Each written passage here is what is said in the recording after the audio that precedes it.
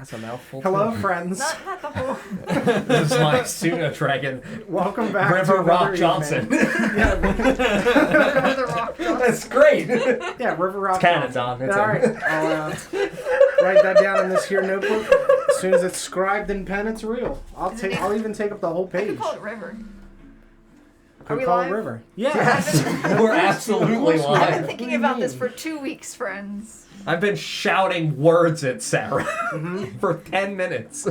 Hasn't been 10 minutes. Several minutes. It's been several. It's been several minutes. Just shy of 10. Just under the mark. Name it Shy. Shy is a great name. Shia. La. Dragon. Dragon.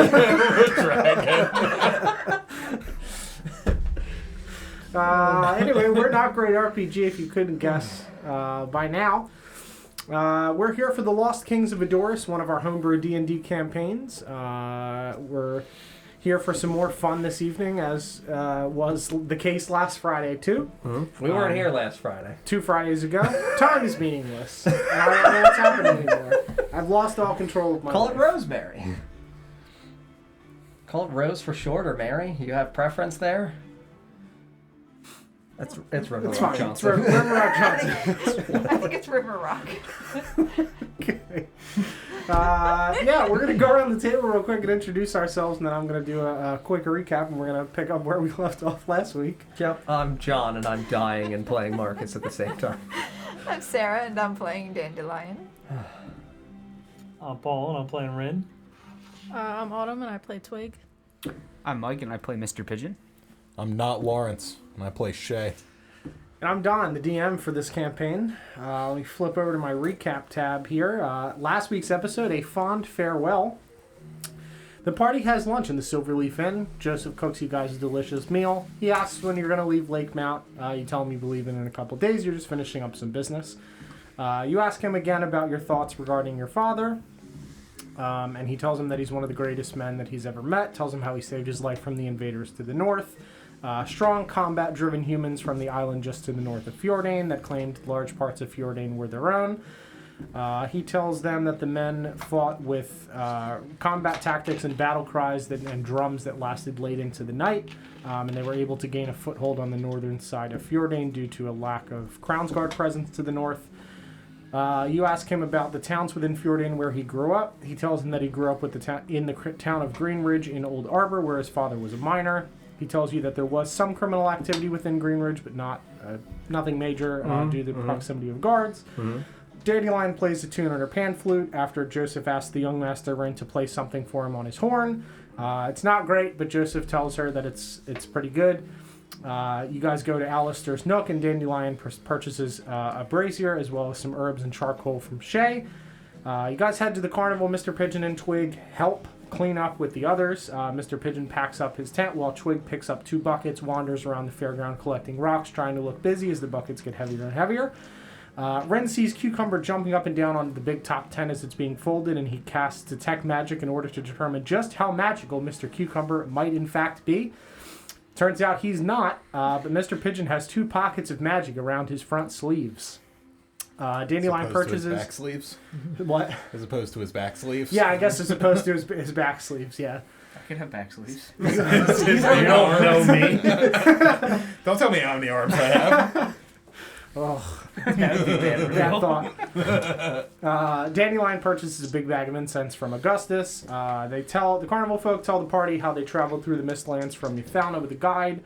None of them has spent any time in Fjordain or Arbor prior. They don't recognize the key from the bog, but they recognize that it's likely an inn key due to shape and size. They're not familiar with the Shadowed Thorns, and they tell them that they keep to themselves due to people judging their lifestyle.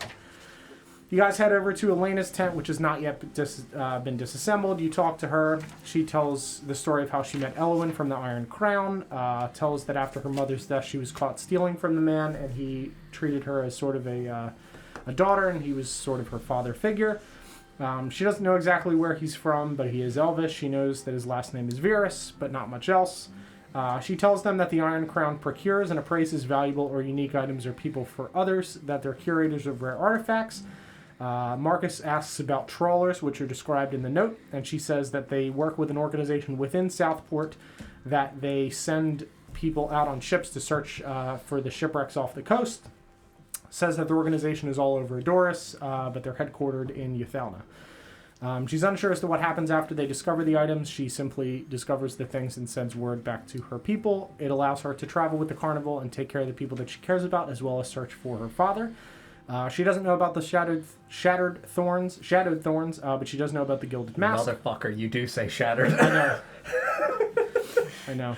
I do. It's okay. Did you write that? Yeah, the first time he said it, I read Shattered Thorns, and I was like, that's a fucking weird name. How are the thorns shattered? I even wrote it in my notes, too. I mean, your mind gone. Got himself. No. Did I say Mr. Cucumber? Yeah. Yes. Did I write Mr. Cucumber? Are you alright? I don't think so. Fuck, man. Senor Nothing is Cucumber? real. I didn't- The only no, thing I didn't- shattered here is your Yeah, mind. no, I didn't write Mr. Cucumber. I think I read Mr. Pigeon and Cucumber at the same time. That's fine. He's Mr. Cucumber now. He's been upgraded. This is just Pigeon. Yeah, this is His name just has been Pigeon. He's stolen. taking your title. The lucrative title, Mister. Yeah, she knows that the key is from an inn within Southport, the Crossed Arrows Inn. She tells them that the carnival folk will be traveling ahead of her, but Pigeon and Twig will be traveling with her and the rest of the party, that she'll be departing the day after next. You guys head to the blacksmith. Brenly's fucking sleeping. Charlie hands you the stuff and thanks Shay for the medicine. He gives Dandelion a set of old blacksmith's gloves so she can perform the very important handshake of the blacksmith. You guys proceed to Gwendolyn's home, also known as Gwendolyn's Nook. Gwendolyn's. Marcus returns her necklace. She thanks him and offers to pay, but he indicates that she owes them nothing. Thanks her for the great work in the town over the years. She gives them the letter to deliver to her father as promised. They stop at the granary. Marcus intends to tell the Tolls about the possible survival of Alice. Rin thinks that dangling hope in front of them might be cruel, and Marcus tells them that they still have hope, especially due to the shoe that they keep on their mantle. He believes that they should know one way or the other and give them closure. He says that people do still care about them and about her. They thank him profusely and tells them that they tell him that he's a very good man. Marcus wants Alice and Charlotte to be reunited someday, just like the family. You guys head to the center of Lakemount and sit by the well as Dandelion prepares to cast the spell over the course of an hour with all of the incense, charcoal, herbs, and the brazier that you purchased earlier. After an hour passes, a small-faced pseudo-dragon appears in a puff of smoke at the center of the brazier and climbs Dandelion's arm and nestles itself in your hair. It's not leathery remotely in any way and does not resemble Voldemort. You guys head back to Joseph's for dinner. The inn's pretty busy with customers. You guys order fish stew and some other items and drinks for the evening. Rin says he would like to check the boards again to see if there's anyone that needs anything and grab some money before departing, before you guys head out. So that's your plan for the next day.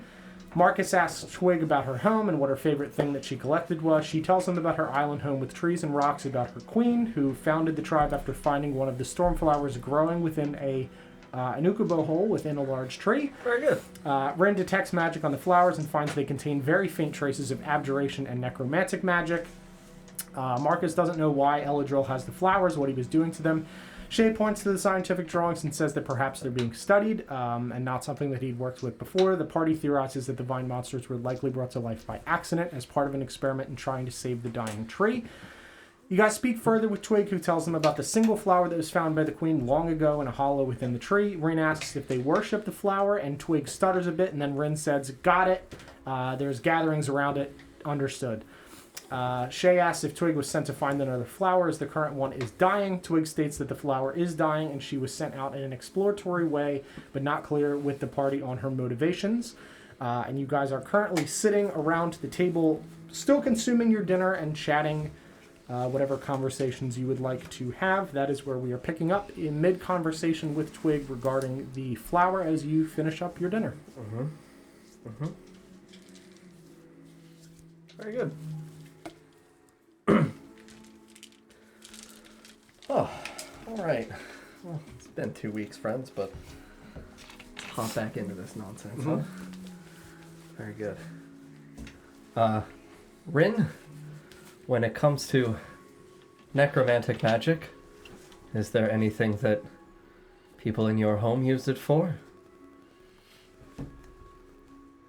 I use many different magics, but I don't think that they use too much necromancy, if any. Right. Wasn't widely practiced. Interesting. Not something really that anyone at my home would have used whatsoever. Mr. Pigeon. Any knowledge of necromancy? Very good. For the Shay, podcast, that's a no. Yes, that was a. Shay, I would imagine probably very little in the years as an herbalist. Quite the opposite, normally. Yes. Thankfully. And probably nothing much at your home, Dandelion. What's necromancy? Good point. Rin is probably more equipped to explain a school of magic than I am. You son of a bitch. Is it anything like a hand? Feed me.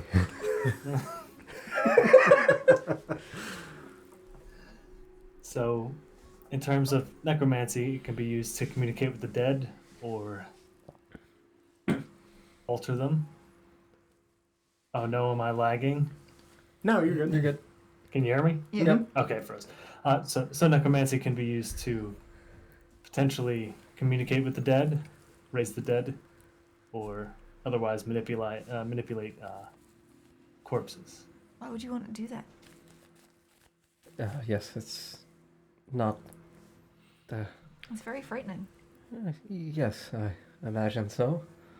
Curious as to this person's utilizations and the presence of necromancy inside of the flower.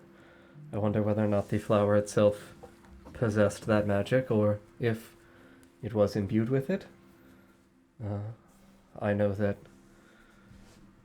Dandelion has her own methods of performing magic, as do I, and Master Rin. Each of us utilizes a different thing, I guess you could say, to channel some of our magics through. I do not know whether or not this flower could be so perceived or utilized. I was only taught my way of magic, but having seen each of you do different things than me, it seems that magic has many different principles. But you said it was abjuration and necromancy, and they were both faint in the flower? Correct. Yeah, very faint. Did you put out one flower or two? It wasn't whole flowers, right? They It were was- whole flowers. Oh. Mhm. So then I had two. Shay You- had one. One. Did you put out both flowers when Rin asked to see one, or did you only show him one I flower? probably would have only pulled out one. One? Yeah. Okay. It was one. Okay. If that flower's still out on the table, do you either of you mind if we check the other flowers?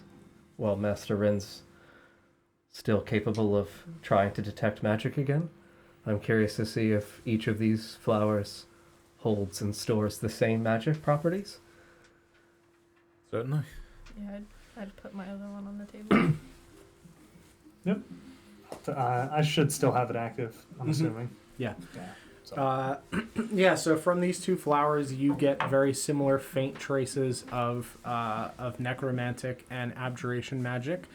And one of them, you get a faint trace of evocation. Is it the one that Shay possesses, or the other one that Twig possesses? The one that Shay possesses.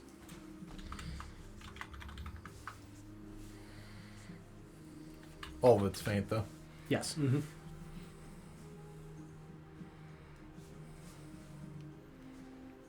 This one's a bit different, Shay. In what sort of way? Possesses evocation magic. Faintly. A lesson on evocation, Mr. Rin? Where's the definition? I can never find it. Process. I know what it is, I just can't. I'm bad at explaining things. It's fine. Oh my god. Please. There we go. Spells. Mhm. So it's a way that magically manipulate something, really. So you can. Oh God, it's such a bad definition. That can't be it. It literally says spells that manipulated by energy or tapped an unseen source of power in order to produce a desired end. That's as open-ended as it gets for magic. It's just creation. Yeah. Yeah. Okay. Strange that one of these flowers would possess a different magical school. Maybe they're not all the same flower. Possibly. They Could be. Lookalikes. Could Perhaps if it's faint, that was once in possession of more. Possibly. It could also be that this man was experimenting with different schools of magic and possibly attempted to utilize something else. Or it could be that necromancy and abjuration are inherent and evocation was something that was used on it, but definitively knowledge that we can keep and see what we gather from, should we find any more of these flowers. Thank you, Just both of you. definitely keep an eye out. I'll be sure to look for them. Yes, you have many things to look for, Dandelion. Many things. But we'll find them in time. So far, there's 2 things: Yes. a mirror, some flowers. Yes. A way back home. I'm not really looking for that. I think that'll show up when I need it to. That is a great sense of optimism. And a blind faith that I can truly appreciate. It's a good thing. I don't think Oberon would leave me here. Certainly not. No. No, he would never. Who could leave you behind, Dandelion? Definitely trust Ron. Oh. No. Anyone that he would trust with a task as important as looking for a mirror surely is not someone who could be so easily forgotten.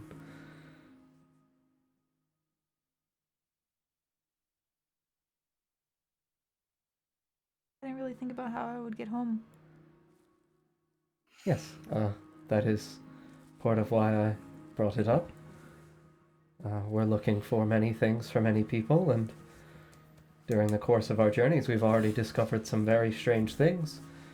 I think it would be better if everyone here knows that we're looking for a way to help you get back home, and this way we have many more sets of eyes instead of just you and I. How did you get from home to wherever it was that you were? Oberon sent me. Sent you? How? Directly, or...? Does she know? You do not know. Like, did I close my eyes and open them and I was, like, in the woods? What? So you would have, I'll say that you would have gone to sleep. Mm-hmm. He would have, told you that when you wake up, you'll be where you need to be. And you would have woken up lying in the field, approximately where Marcus found you. Maybe like 15 feet away, because you were searching every square inch of ground. Yes. Mm-hmm. Perhaps when you accomplish your task, it will be much the same. Possibly. We also don't know whether or not that mirror could take you home. Perhaps these 2 things are going to align, much like a handshake. When 2 things meet. There's a lot of things like hands in this world. It really is, and it's very simple to understand. And I'm glad that you get it. Everything is a hand, really, if you think about it. If you think about it, we're all just hands. Hands in this one big hand. You see one of the patrons at the bar nearby just kind of like, We all kind of hands. just take a drink and set it down. That's fucking deep. You're just Is trying that the to first other person we've seen in here? Right? He doesn't leave. Right? He's just been in the corner the whole time. Oh, that was a legitimate question. No, so when you guys walked in here to eat, you knew that there were other Yeah, a patrons. couple This people. is the first other person within here that you've pretty much seen or even mildly interacted with, aside from Joseph. Yeah. Mm-hmm. Okay. Mm-hmm. But I suppose those are just things that we can be on the lookout for and possibly see whether or not similar trinkets have been found by this Iron Crown. If they are out looking for artifacts or other valuable relics, there might be something comparable to your mirror and individuals who might be able to point you in the right direction. I wonder if anyone else has come looking for it. No I one else is supposed to know it's gone, though. hope not, but who knows? Was Oberon the only one who knew of the mirror? That it existed? Yes. No, it's not. Well, that's going to possibly change things, but nothing we can't handle, Dandelion. I think he's the only one who knew it was missing. That's a good thing, because that gives us a head start. I think we're missing something important here. What does it do exactly? The mirror? Yes. I mean, I think you can look at it and see a reflection of yourself, probably. It's a mirror, Rin.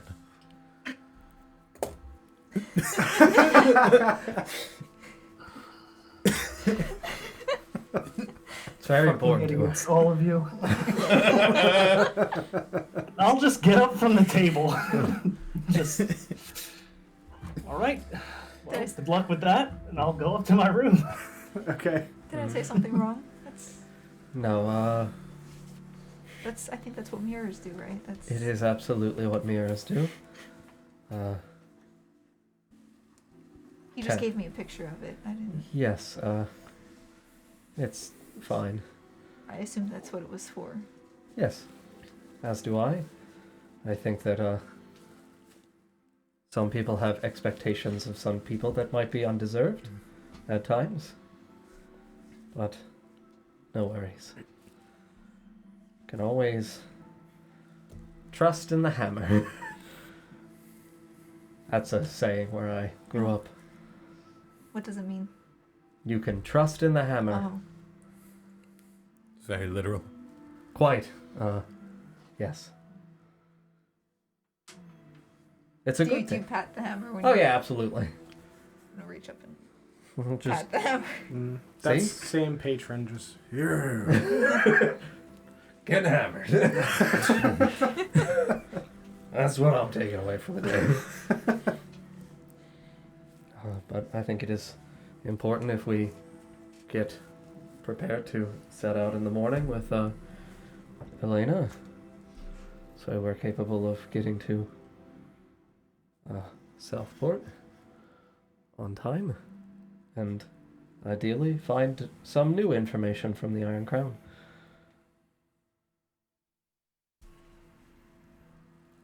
I'm done eating. Cool. Anybody else? Anything? I think I came up with a name for my dragon.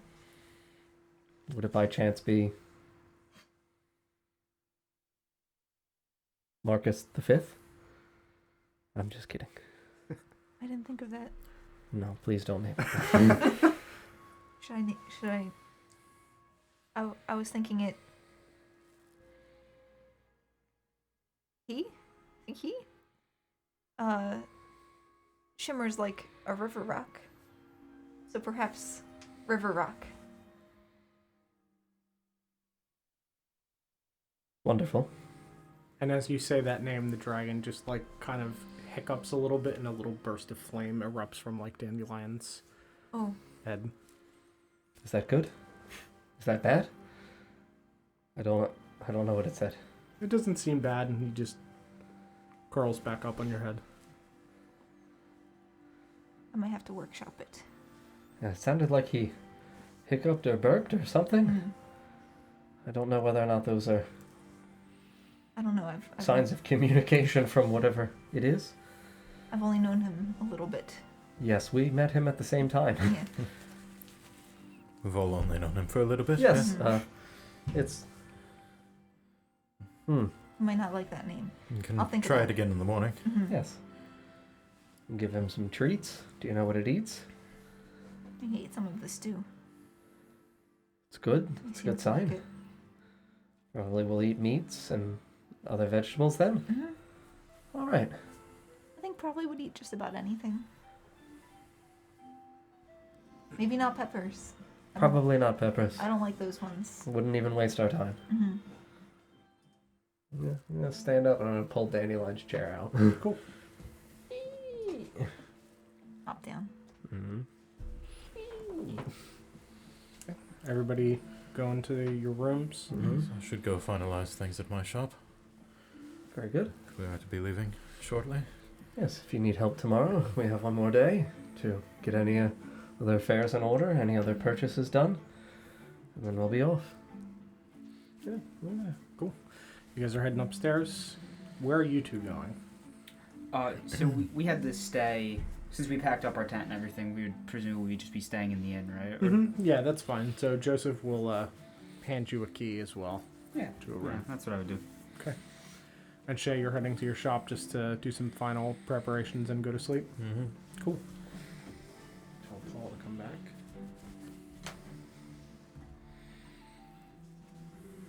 Oh, he really left. Yeah. He bounced. Gotta run. Mm-hmm. Didn't Trust mean, the headman. Didn't mean to upset him that much, but only a little bit. No, it was a tag team effort. Mm-hmm. Mm-hmm. Really, he's the one who asked how mirrors work. Mm-hmm. Right? Fucking idiot. IRL.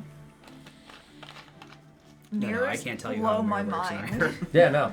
Strange It's science. Crazy magic. It's just real magic. Mm-hmm.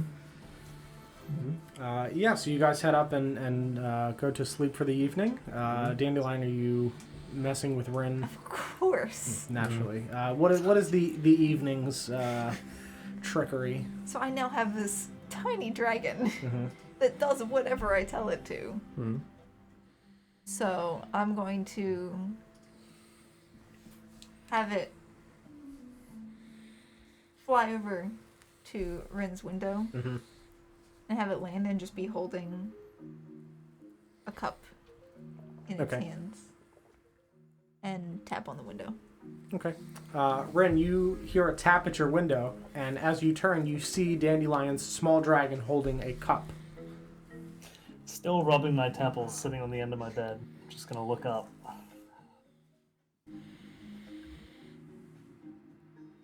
I'm just gonna lie down. Just ignore it. Okay. It's gonna keep tapping. That's fine. You're slowly lulled to sleep by the rhythmic tapping of this this window dragon. After 10 minutes, the cup disappears. Okay, then the cup disappears, and then it, with its claws, begins tapping on the window. But you fall into it carves a circular hole. It carves a circular hole, punches the paint out, takes your magic book, flies back. I didn't say that. No, I know.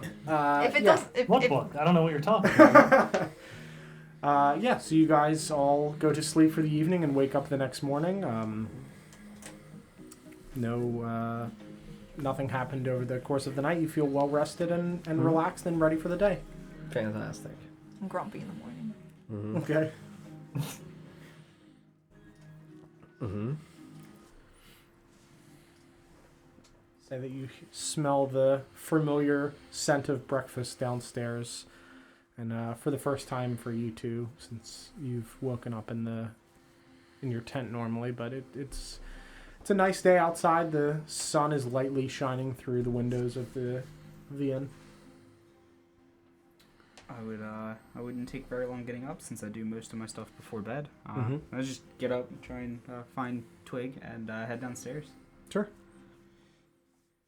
The two of you head downstairs. Ren, are you also heading downstairs? Are you doing anything before you go down? I'm just gonna get my things together. Okay. Shay? I'd probably stay at my shop and work on getting stuff together. Sure. That is pretty much the only thing that Shay needs to take care of in town today. Sure. So I can vacate the premise if you'd like. That's up to you. Oh no, it's up to you. You're the DM. You can stay. I'm alright with that. Okay. Two of you doing anything? I was just preparing my spells. Okay. My wonderful wonderful spells. Spells with great purpose. Oh boy.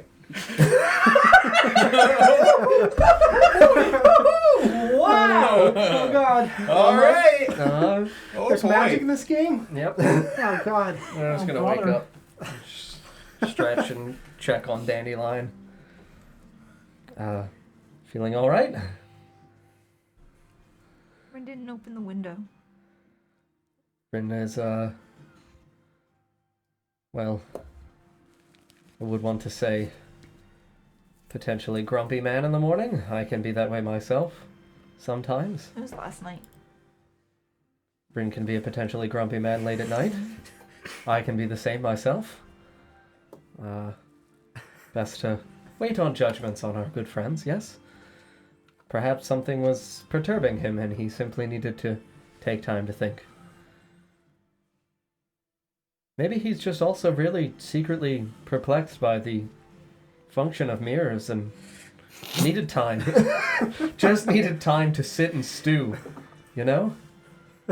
How do they work? I thought he understood magic. Yes, but not all magic. Some magic is foreign to some people. Perhaps the magic of mirrors is foreign to the elves that he grew up with. Hard to say, Dandelion. But we should get breakfast, yes? Perhaps we should go to the Tulls and get some delicious sweetbreads. I do like the bread. Let's go. I'm gonna pull my harness. Yeah. So you yank the rope, and the two of you walk downstairs and see your other three friends downstairs. Yeah. Joseph's behind the counter. Good morning, friends. Good morning, Joseph. Good morning. Hope you're all doing well. The two of you sleep all right? Good. Good. Lovely so far. Good. Some breakfast to start with, and then we're off to pick up some delicious treats from the bakery. Of course. But I would love at least for some kind of eggs and meat, please. Absolutely. Same for all of you, except for Twig, I assume, fish? Absolutely. Just be a moment. Yes. A few minutes go by, and he walks out with a few plates and sets them down in front of you with eggs, meat, and then just fish for you. There's no peppers in this. No peppers. There are some sautéed mushrooms on Rin's plate. For what? You had mushrooms last time. He remembered. Yeah, for steak. What is on my plate? It's meat, eggs, and mushrooms. What kind of meat, Don? What kind Is it of meat? steak and This is eggs? important. Steak if and you put eggs. There you go. sauteed mushrooms on my bacon, You're having a delicious Salisbury steak for breakfast. Mushroom steak and omelette eggs. sounds You really got it. Yeah, steak and eggs. You're welcome. I'm wrong. Saved. Well, I don't know what anyone else has planned for the day, but Dandelion and I wanted to get a couple additional things of shopping done. Some snacks and other wonderful treats for the road, and then check on Shay and ensure that everything is fine with his shop being left in good hands. A mouthful of eggs. I'm just gonna say we could also check the boards. For work? I'll nod. All right, well, if you want to check the boards, we'll accompany you on the walk. But for now, breakfast and then delicious breads. Yes? Me? The one who wants breads? Yes. Yes. Yes. Yes! Yay! I'm gonna eat my breakfast now, Don. Sure. Yeah, you guys finish your breakfast without incident. It's all very delicious, as is tradition. And you guys prepare to get up and head out into the day. While we're eating, my dragon is going to walk over to Rin, once again holding a cup. I really hope there's a knife in it. I don't know why. Hand it to Rin. Rin, you It's- receive a cup from a dragon. It's full of milk. Is it an actual cup? Do you take it? Yes. No, it is not an actual cup. There's nothing there. Yeah, your hand immediately goes right through the illusion of the cup as the dragon just looks up at you and blinks. I'll just pet the dragon. He's gonna fly back to me and sit on my shoulder. I'm just gonna grumpily eat my eggs. I'm very upset with you.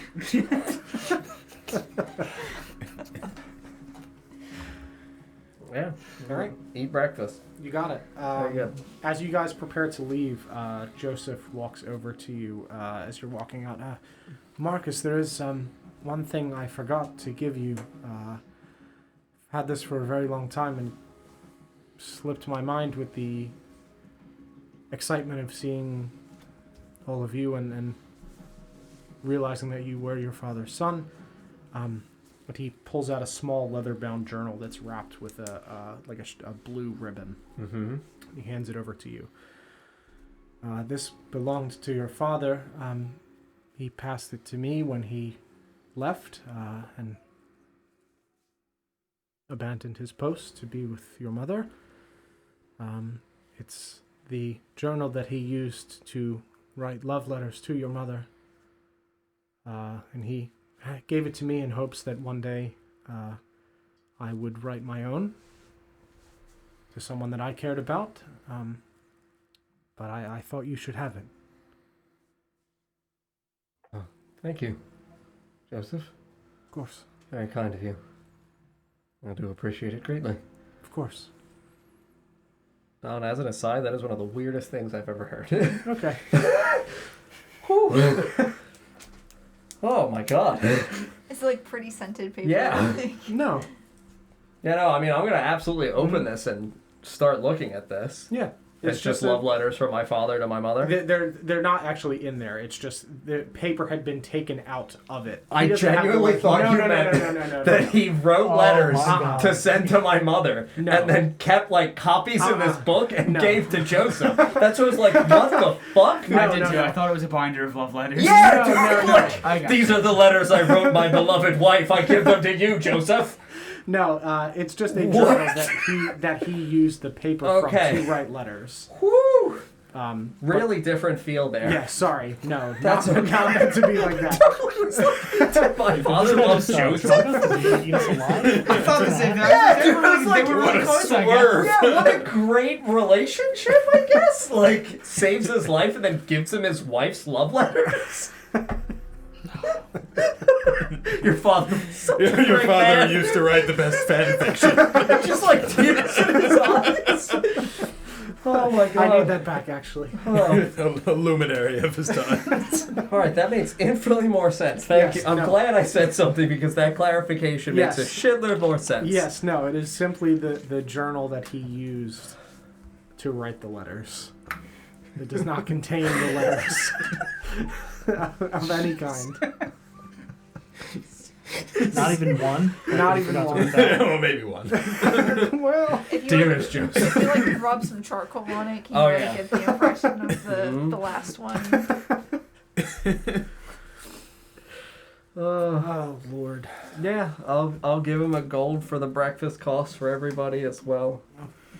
Thank you, Just Marcus. thank him. Try to make it not seem like I'm paying him for my father's smut book. Oh, God, man. Of that book you were looking for. A thing I didn't know I needed and still don't need. Oh, all right. Better go buy some bread. You got it. Oh boy. Blue ribbon. Mm-hmm. Very good. All right. Yeah, I'm gonna lead Dandelion over towards the bakery. And you guys also coming? Mm-hmm. Yeah, you guys head over to the Talls and you walk inside and you see Tom and you see Letitia? Tom behind the counter just setting out the freshly baked things from today. Morning, friends. Good morning again. Good morning. Wanted to drop in and give Dandelion a chance to purchase some things. We're going to be on the road in the morning tomorrow, and wanted to make sure we got everything in order for our journey.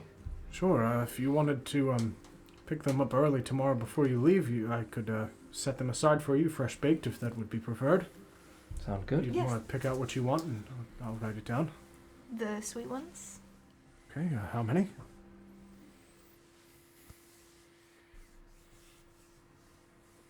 Bye. Okay. And anything else, or anything for anyone else? Is there anything else you want, Dandelion? No, just the bread. Does he have like any kind of like simple shortbread style cookies? Yeah, absolutely. Fuck yes. Yeah. I'm gonna get 2 dozen shortbread cookies though. Sure. Yeah, you can see that on these shortbread cookies it has the insignia of Fjordan like pressed into the top of the cookie. Very good. Yeah. The dandelion not interesting to Sarah. Right? I haven't had a shortbread cookie in a minute. You said 2 dozen? Yes, please. Got it. Alright, so 5 sweet rolls, 2 dozen Fjordanian shortbread. Do either of you two care for anything? I don't. Mr. Pigeon, do you want anything? No, I'll just shake my head no. Rin? No, thank you. We do have some some iced cookies that we made for to advertise the circus. I don't know if you're interested in any of those. And you can see that he holds up like a regular cookie that has an iced background of like a big top tent and like a little clown nose at the top. What? Sure, I'll take one of those. Oh, what? And he Yeah, hands it I'll over walk to you. up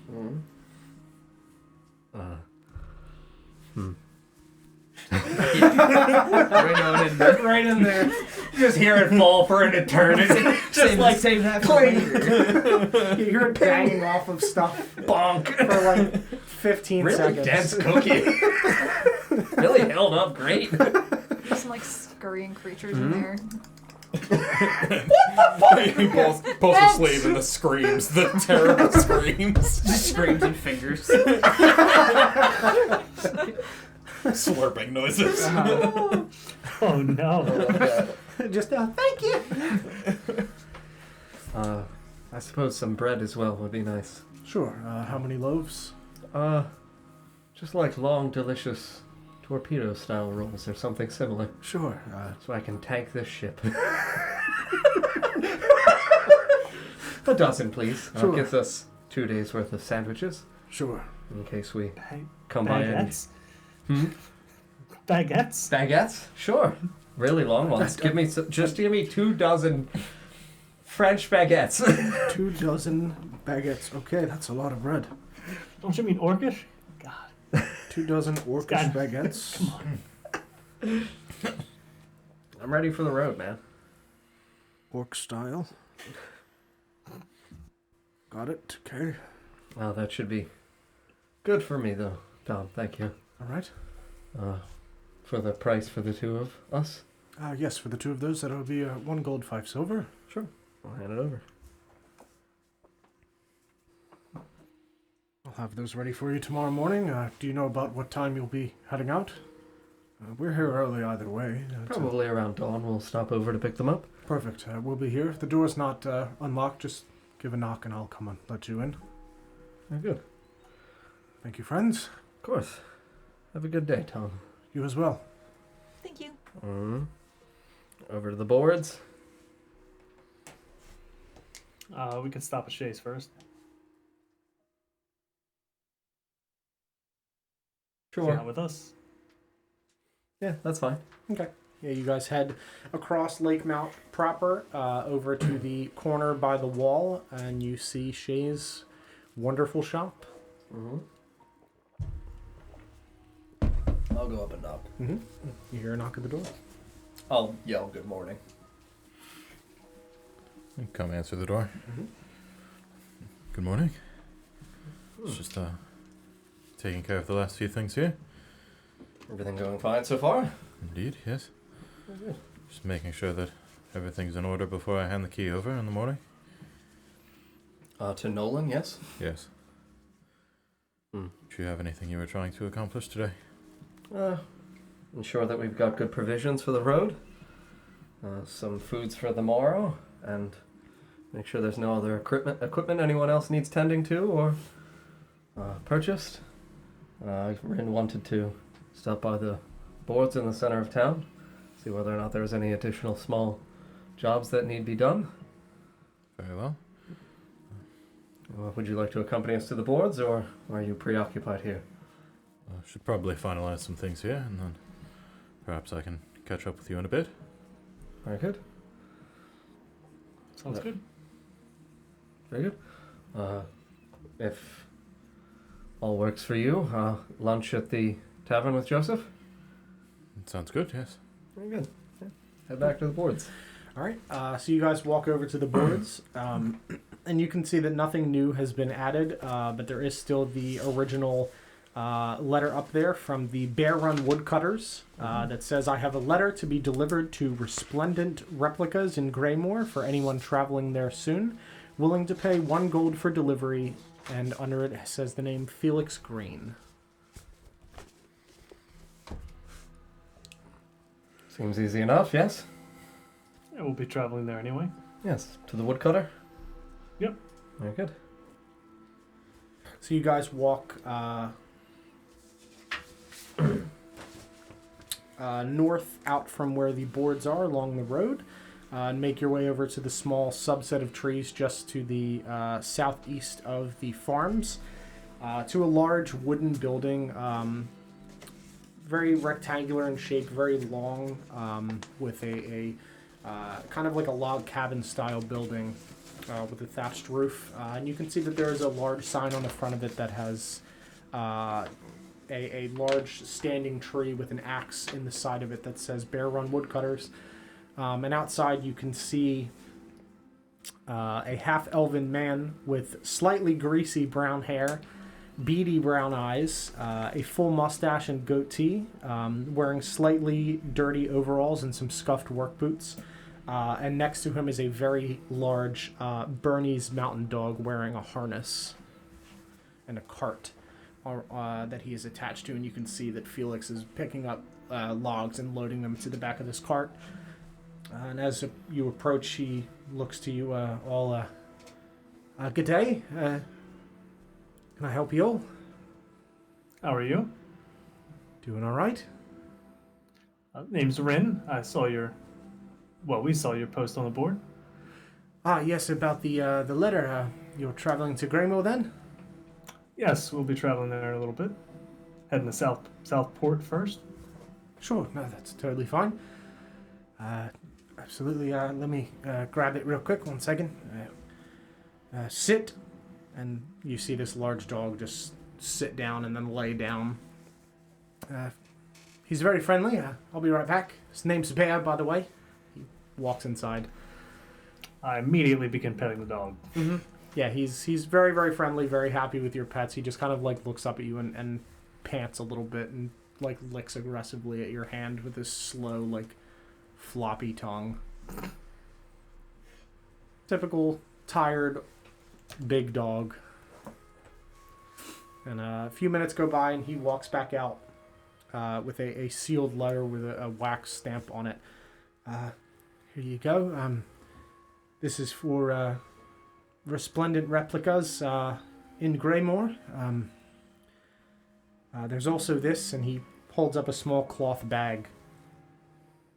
And he says, "This is to go with the letter. It's for my father, a sort of a job interview that he's not entirely aware of. I'd like Job interview? Yeah, my father used to be a carver in his younger age. Very talented, but after the bog flooded, they moved to Triglen. And he just owns a small wood carving shop there. Makes small figures and things, but I know that he I know he misses sharing his skill with more people. Triglen's a pretty small town, just a pass-through town at the slightly south of Greymore. I know Resplendent Replicas is a really wonderful store within Greymore run by Mayana. She's an extremely skilled enchanter, sculptor, and crafter in her own right. Mostly focuses on replicas for various things that people might need. Copies of things that their loved ones have given them, items that they find important that they want to have a backup of. She makes duplicates of them, copies. She's very talented, and she's looking for help, and I think my father would be great, but he's too proud to offer his services himself, so I decided to do it for him. But I didn't want to send the letter through the mail, because the mail carriage would pass by Triglen before it heads to Greymore, and the mail carrier is a good friend of my parents, and I did not want them to hear about it beforehand, or he would probably stop it from arriving, so figured that I'd see if I could pass it off to somebody else that might be traveling.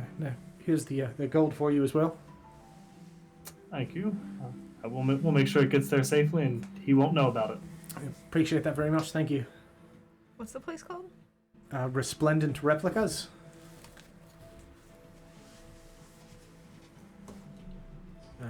Owned by a young woman named Mayana.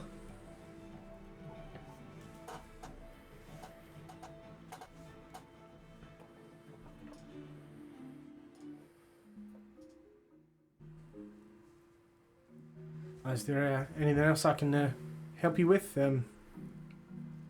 Need any wood? I don't, and I'll look at everybody else. Does anybody need lumber? Shake my head no. Look up at my dragon. Do you need wood? Oh, fuck, that's a small dragon you've got there. Mm-hmm. That's interesting. What's that all about then? He's my new friend. He doesn't have a name yet. Okay. That clear enough, I suppose. I tried River Rock, but I don't think he liked it that much. Okay, sure. This is, as I said, this is a Bear 2. Original Bear passed away. Bear the second, rather. Bear Jr. Yeah, that probably would have been better. A bit more appropriate, but it's not his son or anything, so I thought people might get confused if I called him Junior. But I suppose it's a dog, so I don't know that it matters quite so much. Our lineage still matters, even when concerning animals, of course. Sure. He looks like a prize hound. Ruffle his fucking ears. Yeah, you ruffle his ears and his jaws. Who's a good boy? The dog just happily as you just ruffle his face, as his jowls are just flapping everywhere as this harness just shakes back and forth and kind of jingles as the cart slowly rumbles. Where did you get the dog? Oh, Wood Run, my home. Very good. Far away though? Not too far. It's just up the road to the northwest. It's the next closest town. It's a few days' travel. It's the main woodcutting town for Fjordain. We used to cut in the bog, but can't do that anymore, obviously. Bear Jr. is...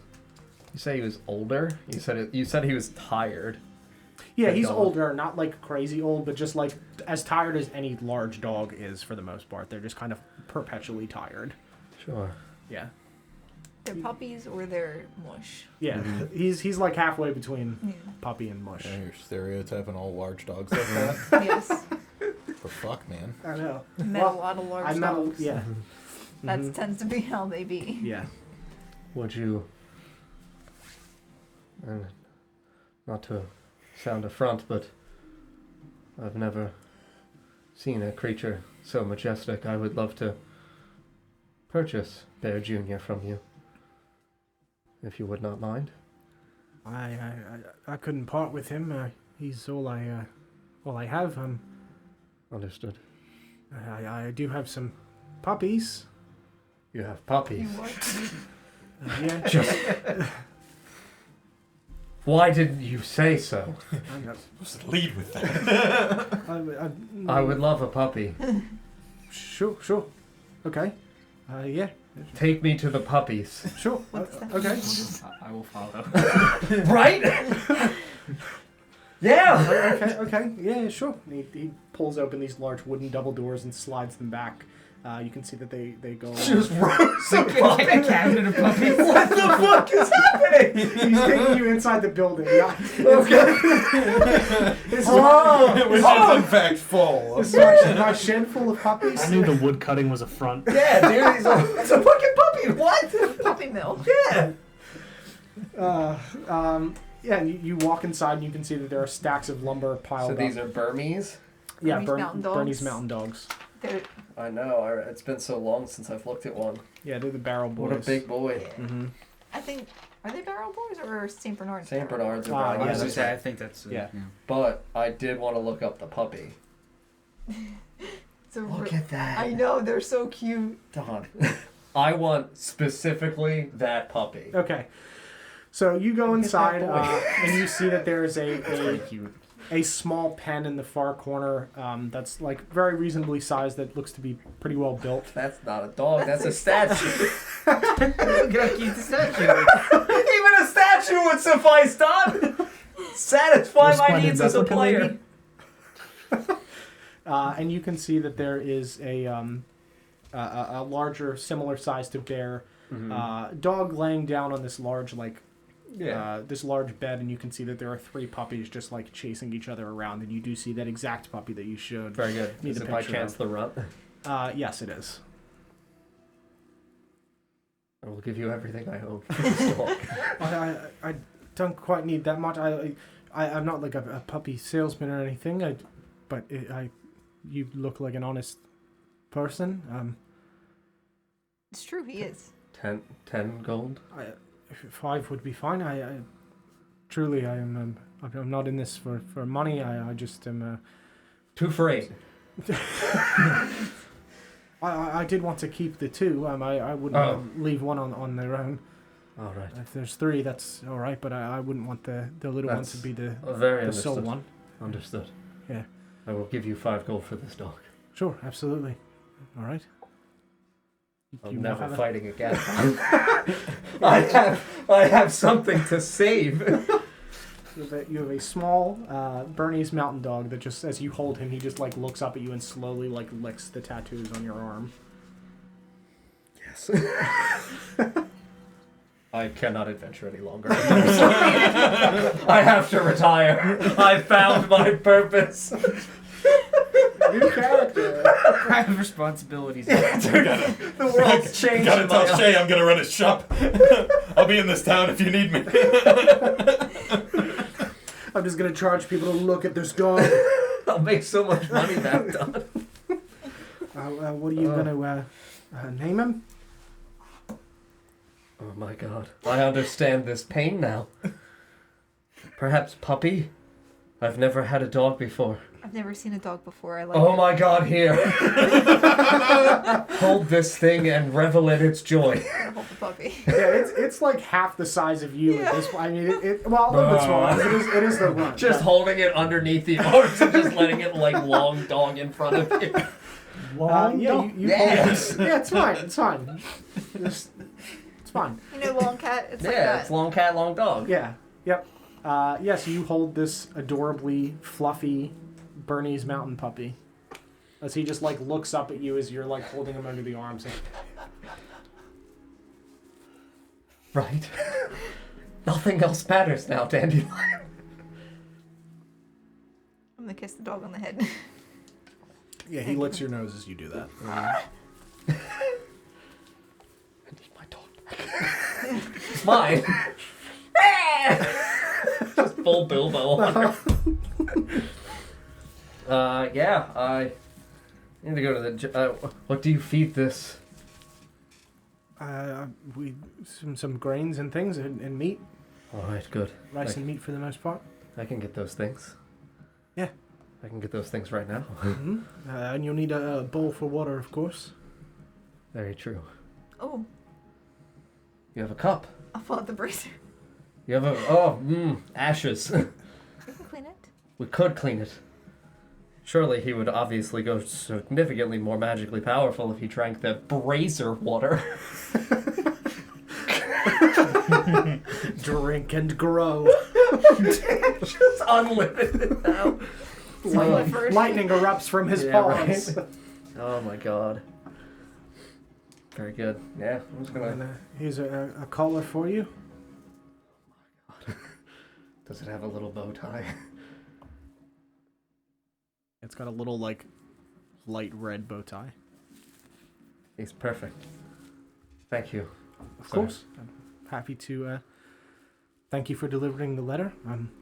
Oh yeah, we'll definitely do that now. Okay. Absolutely. Sure. You have a lovely day and life. I wish you nothing but joy and peace and harmony. If you ever have any problems in the future, Marcus Shaw the Fourth, Okay. call on me. Sure. I appreciate I'm that. gonna leave. Okay. Good day then. Thank you.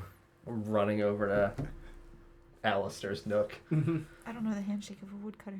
So how big is this cloth bag that he handed me? It's pretty small. It's just like a dice bag size, pretty much. Not like our dice bags, like a little Yeah, similar we're gonna to ones haggle. Okay, so this wasn't in the posting. Does it need to be delivered or? Yeah, that's the part of the job description. You got it. I'll make sure it gets there. Thank you. Yeah, that's how my I have to show off my father's carving skills. Not a problem. When we come back, hopefully you have some more puppies, huh? Okay, sure. That's Jumped at the opportunity, dude. Mine! Run! Sure. Yeah. Yeah. Okay. Have a good one. You too. If you need any wood, I'll be here. Or I guess puppies now. Nope, don't need any wood. Okay. No one gives a shit about the wood, Don. There's puppies. I'm not here to build a house, Felix. Come on. No, I understand firewood and that type of thing. I Of course. said you were traveling. That's all. Nope. Okay. Yeah. I'm just gonna kind of like awkwardly back away at this point. Yeah.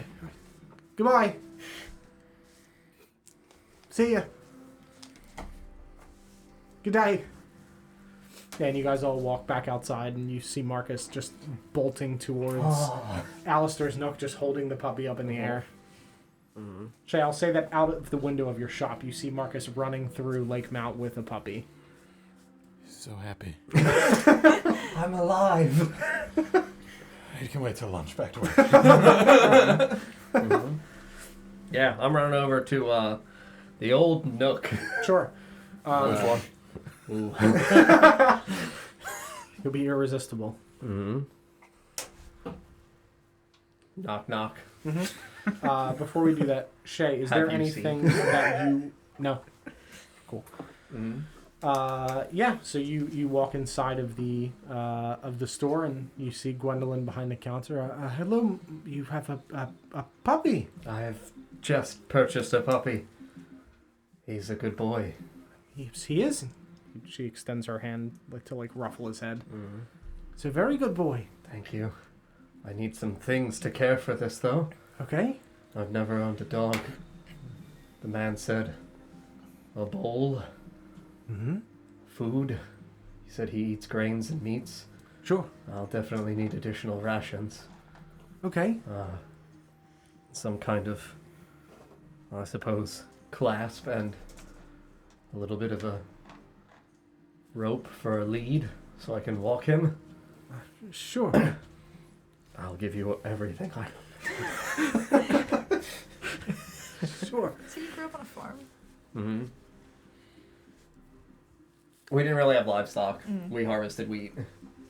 I guess you don't really need dogs for that. Yeah. I can give you some meats and some dried grains. If you just have to rehydrate them in water and cook them.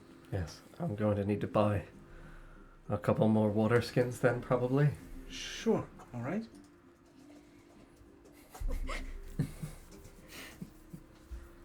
And a rope and clasp and everything. Mm-hmm. Okay. Manage equipment. Custom item. Puppy. What's his name? How many As of days right of, now, no of one knows. rations did you want? Do I have my own ration? 5 should suffice. Okay. So all in for that stuff, it'll be 5 gold total for everything. For 5 days rations for the dog, a bowl, a clasp, and some rope for you. Mm-hmm. Here you are. I give her the 5 gold. I fashion the clasp onto the back of the collar and then hook my rope through. Yeah, you can see that there's like a part that you can like, you put it through, tie it, and then there's like teeth that sink into the rope to make sure that it stays on even if the knot comes untied. Just gonna let him down. Yeah, and he just begins walking around the shop sniffing pretty much everything. Very good. I don't know what else we're doing today, but I'm very busy. I understand. I'll hold the rope out to Dandelion. I'll hold the rope. Yeah, the dog just kind of like pulls against it a little bit as he wishes to sniff through the rest of the shop. I'm not going to prevent this dog from sniffing through the shop. I know. I'm a little worried that you have something planned. Uh-huh. Same. Uh-huh. Sure, it's fine. Like, how could you possibly twist receiving a puppy? Not my Don't problem. worry about it's it. not my problem. It's literally not my problem. It is my problem. Yeah, it's your problem. That's something for you to worry about. Me, That's fine. I'm just here for the ride. Yeah, after a few moments of some satisfactory sniffing, lead Dandelion and the puppy outside. Sure. This way.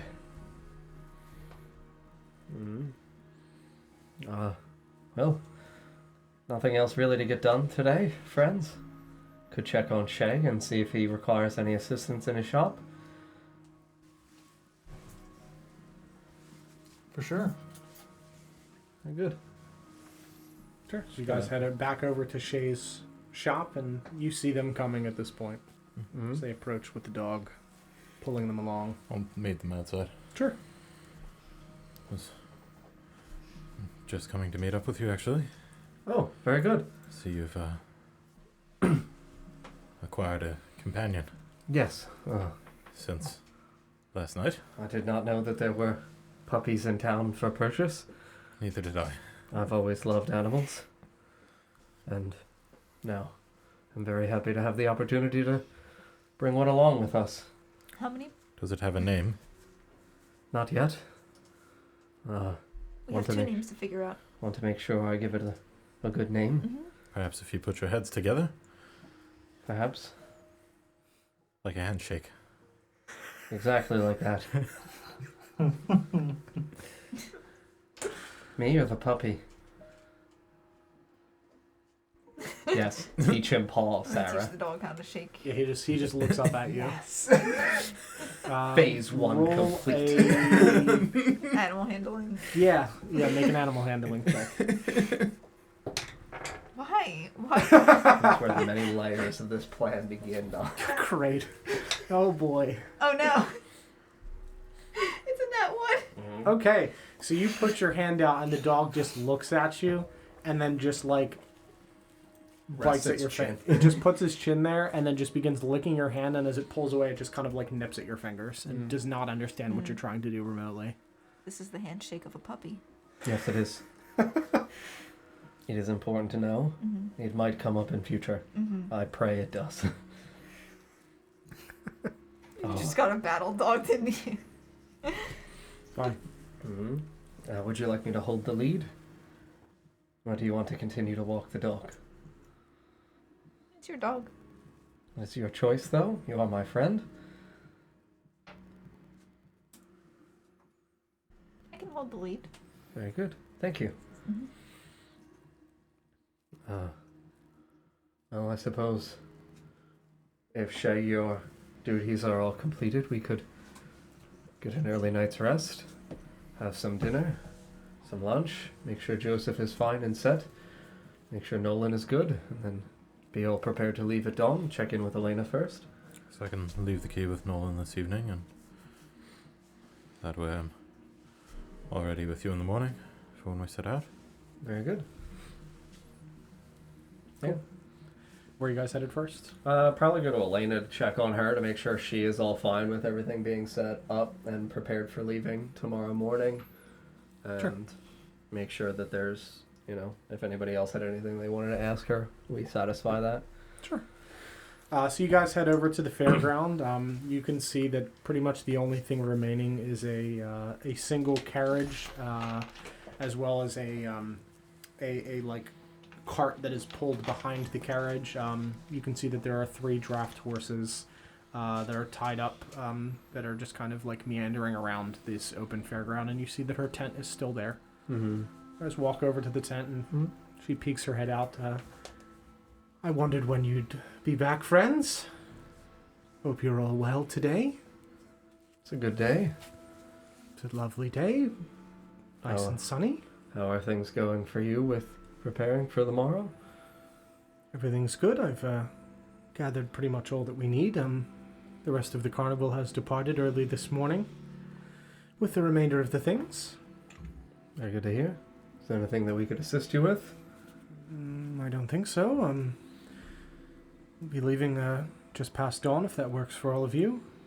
Yes. Meet me here and we'll get into the carriage together. Sounds fair, yes. Very good. Sounds good.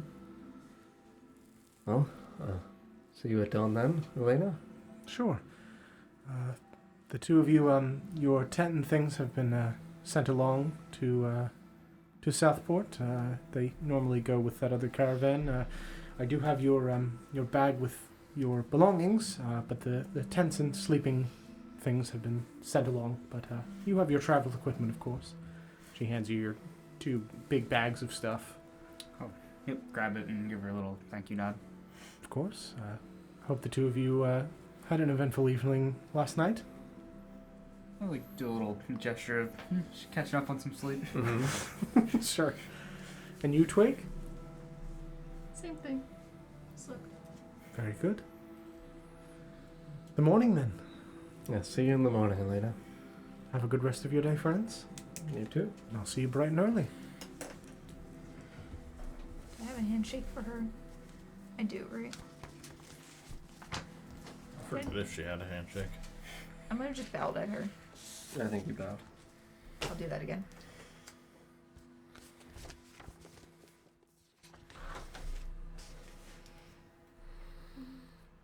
I can't find Discord. There it is.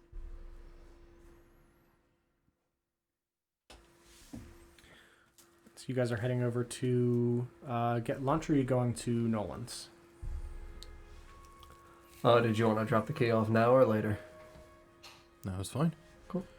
Stop by Nolan now. Sure. So you guys walk over to the lawkeeper's office, and you walk inside, and you see Nolan sitting behind the desk as he was before. Afternoon, friends. I hope you're all well today. Yes, just dropping by to hand over the key to the shop.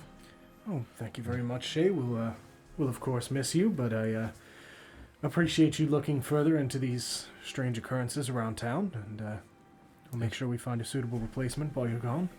Yes, if all goes well, it won't be too long. Very good. Glad to hear.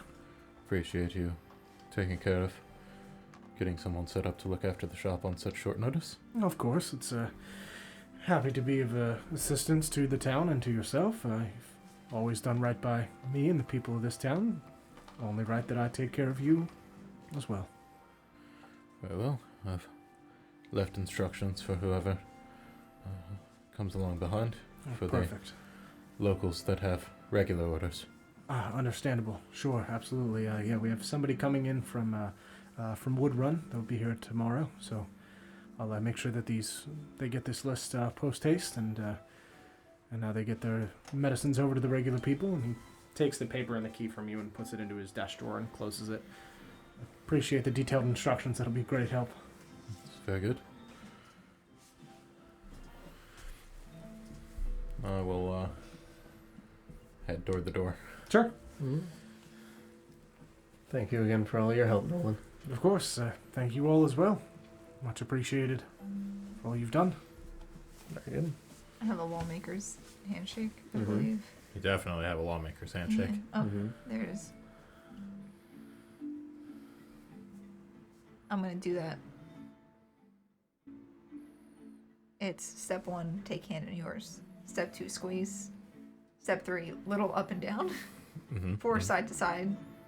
5, wiggle. Roll your fingers. And then the fist. That's how law's done. That's how. That's what it says. Sure. Performance check on the handshake.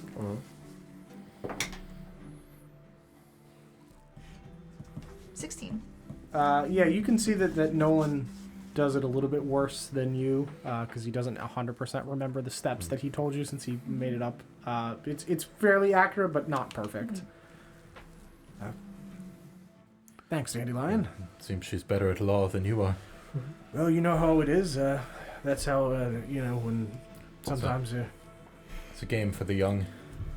Yeah. Law-keeping. It's a tiring job for sure, always looking after townsfolk and making sure...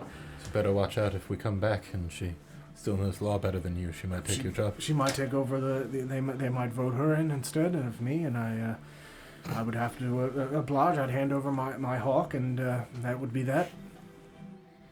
Yeah, that you would get a hawk.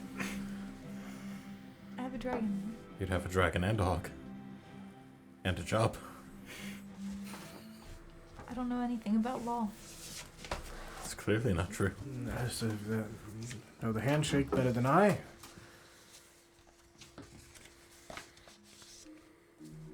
Dandelion looks petrified. But So much responsibility. in all seriousness, thank you all again for everything you've done, and keep working on the handshake, Dandelion. I'll hopefully we'll meet again someday, and I'll remember. And Is he like taking down notes right now? yeah, he's just like with his other hand, just scribing on the desk. And then we'll meet Little again. up and down. Wiggle. Wiggle. Pound it. That's how law's done.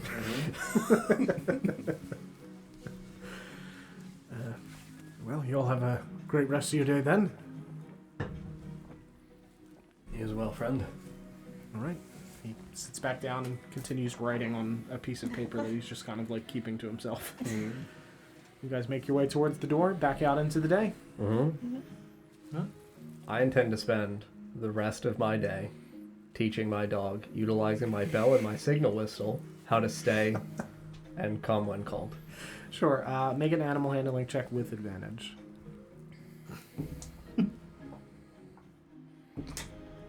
The higher the two rolls is a 15. Yeah, I'll say that over the course of the remainder of the day before lunch, as well as after lunch, we'll just segment it. You're able to successfully teach your dog to sit, stay, and come when called with the signal whistle. Very good. As well as the bell, though. As well as the bell, yes. I do own a bell and a signal whistle. You do own a bell and a signal whistle. Yeah, you successfully teach your unnamed friend how to do all of those things Oh, no, throughout he's the got a remainder of the name. day. Well, I don't know what it is. I know. Well, I'm good with my day. I don't know what anybody else wants to do. I'm good as well. Okay. You two are good? Mm-hmm. Ren? Probably take a nap. I don't know. Sure. Make a nap check. You think I won't? He's got a mirror to study. That's gonna be a flat 9. There's the definitive lack of tapping on your window from the night before. You actually sleep less well than you did because you became accustomed to the rhythmic tapping. It's like when you have a like an air purifier on and then you go stay somewhere that doesn't have it and it's tough to sleep because you're used to the noise. It's kind of one of those deals. So it's a reasonably okay nap, but you miss the tapping. Can I buy a sack of grain for my dog? Yes, you can. Good. I'll run over to the tolls. Buy a sack of grain. Rice and barley would probably be appropriate. I'd say probably barley. Barley. I'll buy a sack of barley. Yep, you buy a sack of barley for gold. Take all of my money, Don. I care not. I'll live a poor lifestyle and my dog will live the life of a noble. Can I buy him fine clothes? I mean, there is a There is fine clothes. I need a suit tailored for this puppy. there is a tailor. He's growing. Make sure there's some room.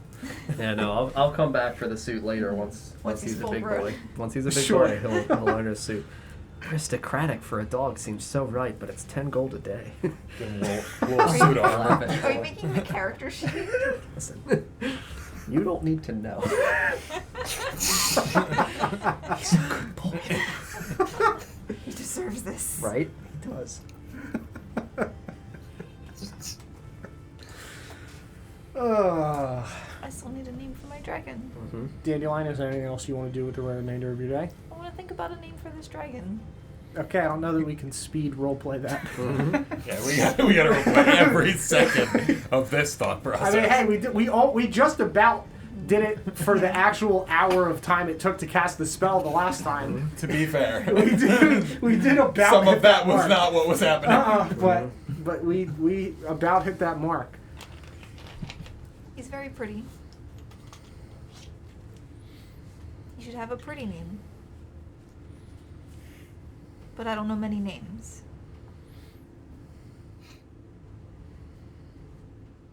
So I was going to name him River Rock. But he doesn't like that name. You don't know that he didn't like that. I don't think he liked it. It, He didn't seem to like it. it was like a happy, like just a flame as he went back to sleep. I think perhaps he was bored with that name. I say my sack weighs 5 pounds. Excuse me. Come again. Perhaps I will call him. You see somebody just like lower their glasses at that sentence. Oh. Oh my. Did you just say hi? Hello. What's his name, Resgrim? Oh man. Again, I don't know what anybody else is doing, but I got many things to do. Perhaps I will call him Shimmer.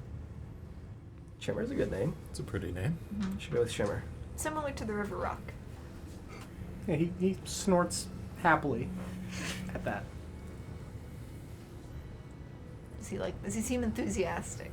Yeah, he Could tap you do the dances snort? on your Could you do head. the snort for us? You act like you can't tell when a creature is happy. You absolutely can. He's happy. He's happy? He's having a great time. We're communicating. Yeah, he conveys signs of happiness with the name Shimmer. Is it like a smiley I need face? to know. He mails you a letter that very says, specific. "This is great." Like, does he want me to keep brainstorming? He just 2 thumbs up. Oh no, they are hands. Well, dragon hands. Don Yon, how many cats? You can't. To be You fair, can't convey happy pet. I don't own a dragon. it did take us, like a week and a half to name Smell? Mm-hmm.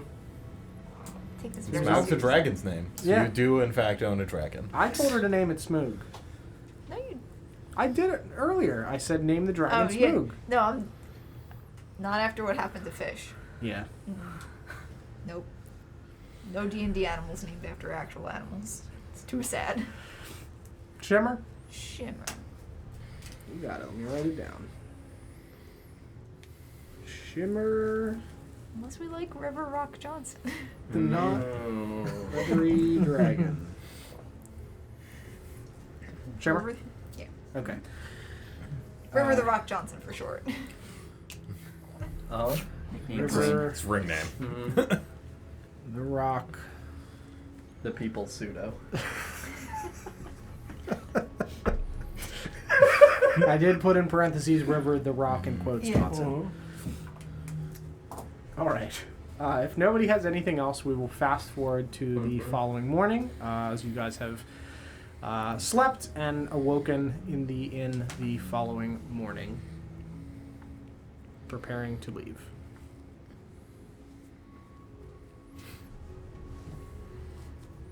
This room is getting very full. Mm-hmm. Just cuddling my puppy in the bed. He's a good boy. He's out cold. Just tongue lolling off to the side. Absolutely, yeah. Yeah, the bow tie's like slightly shifted on his neck, and he's just. Correct his bow tie. How many times did you have to get up with him in the night to take him outside? At least 5. I don't care. Take my long rest. No, you're fine. First action exhaustion. You can have everything, Don. Give me exhaustion. I want it. Make him real. Right? Yeah, no, I will, wake up and spend about 10 minutes or so making sure I give him some water and rehydrate some of his barley and give him a little bit of stuff from my rations. Make sure my dog's good, and then make sure we're good to go downstairs for breakfast. Get everybody and head on out. Sure. Yeah, so you gather all of your things, and the 6 of you meet downstairs in the lobby of the inn. Joseph is there behind the bar, kind of just like rubbing his eyes as he's just straightening up and preparing for the morning. Is there anything else that the other of you wanted to do privately before you go downstairs, or is everybody good? Nope, I'm good. Everybody good? Cool. So you're downstairs, and Joseph looks to all of you. Good morning, friends. Bright and early today. Sun's just about coming up. Yes, we have many things to get done. And, Of course. hit the road. Sure. Do you want a traveler's breakfast this morning, then? Would that be easier? Eggs, over easy. Sure. I'll be quick about it. Okay. Come on. Yes. I'm very hungry. Of course. Right now. Okay. Steak and eggs again, I shout at him. Okay. Fish. Eggs. Come on. Hurry up. He's just Joseph. He's cracking we eggs have with to his go. other hand. She held like Gordon Ramsay. 30 seconds on the 30 seconds off. He runs into the back and prepares Brings up breakfast. breakfast. And comes out with various things. He has over easy eggs. I'm totally trying to not get these on the plate. What do you need from me? Dex, I guess. Would that make most sense? You want sleight of hand? Yeah, sure. Slide, I'll give you sleight of hand. Natural 20. Yes. With a +7. Yeah. You. Would you like to describe your actions? I eat those eggs faster than he could possibly have cooked them. You have no idea where they went. Yeah, The plate is spotless. You wouldn't even think he put eggs on that plate. Yeah, so he reaches out with the plate towards you and turns to go do something and turns back I'm to handing set it your back. plate down. I did. Yes. Thank you. We're in a hurry. Sure. Here's everyone else's things. I hand him a gold for everybody's breakfast. Thank you very much. I hand him a second gold because I was kind of rude. Thank you, Shay. I appreciate that. Hope everything else is to everyone's liking. I put some different seasonings on the fish this morning, Twig. I wanted to try something. Hope it's good. Yeah, I'll try it. Sure. Yeah, it's got like a little bit of a like a lemon pepper spice on the fish. Don't like it. No. Send it back. Send it back. I'm sorry. Is there a different spice that you wanted, or no spice? No spice. Sure. Runs back and prepares. It's too hot. He prepares a second fish for you and comes out. No spices at all. Here you go.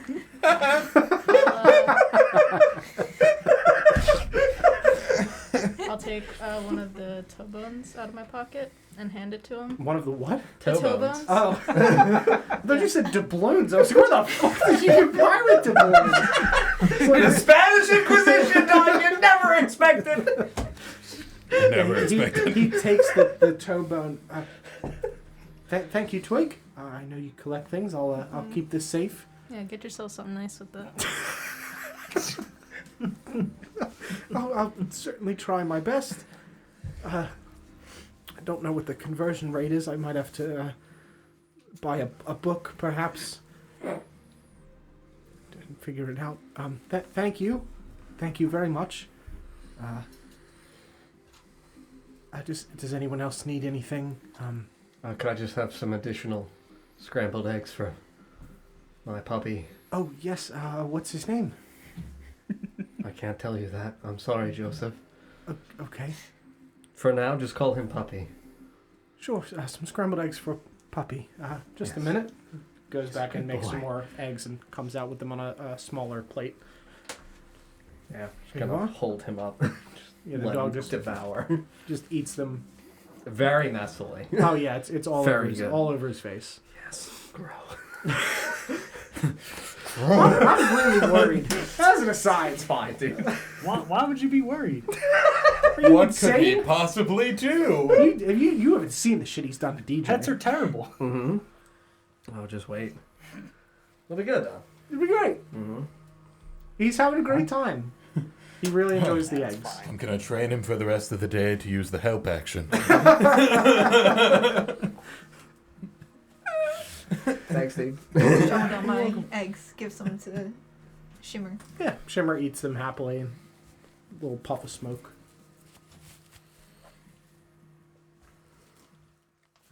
Anything else that I can get for you all?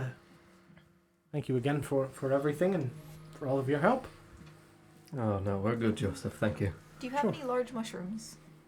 Uh, The kind you can eat. Yeah, absolutely. Can I get some of those?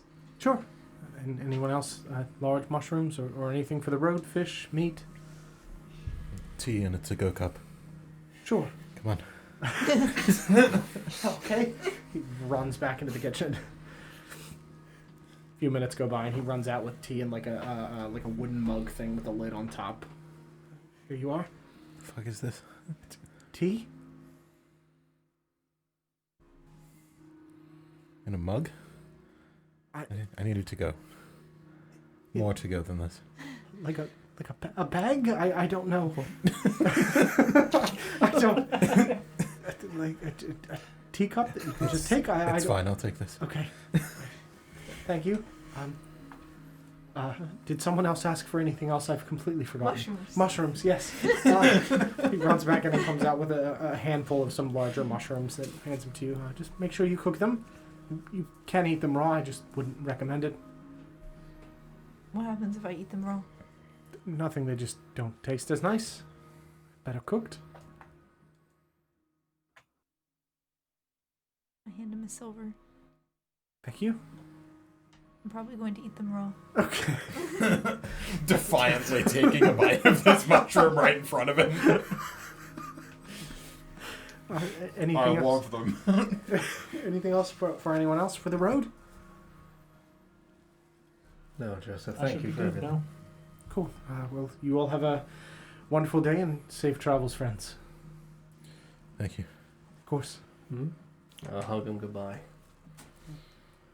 Pats you on the back. Mm-hmm. I pat him on the back, dude. I'm fucking large. Yeah, Slip him a love note. I wrote my first Oh, one. no. I'll miss you terribly, Dearest Joseph. Joseph. I wanted it to feel like it was my father writing to you all over again. It's not weird. Have a good day. I'll have a handshake for him. The innkeeper handshake? No? I don't think so. No?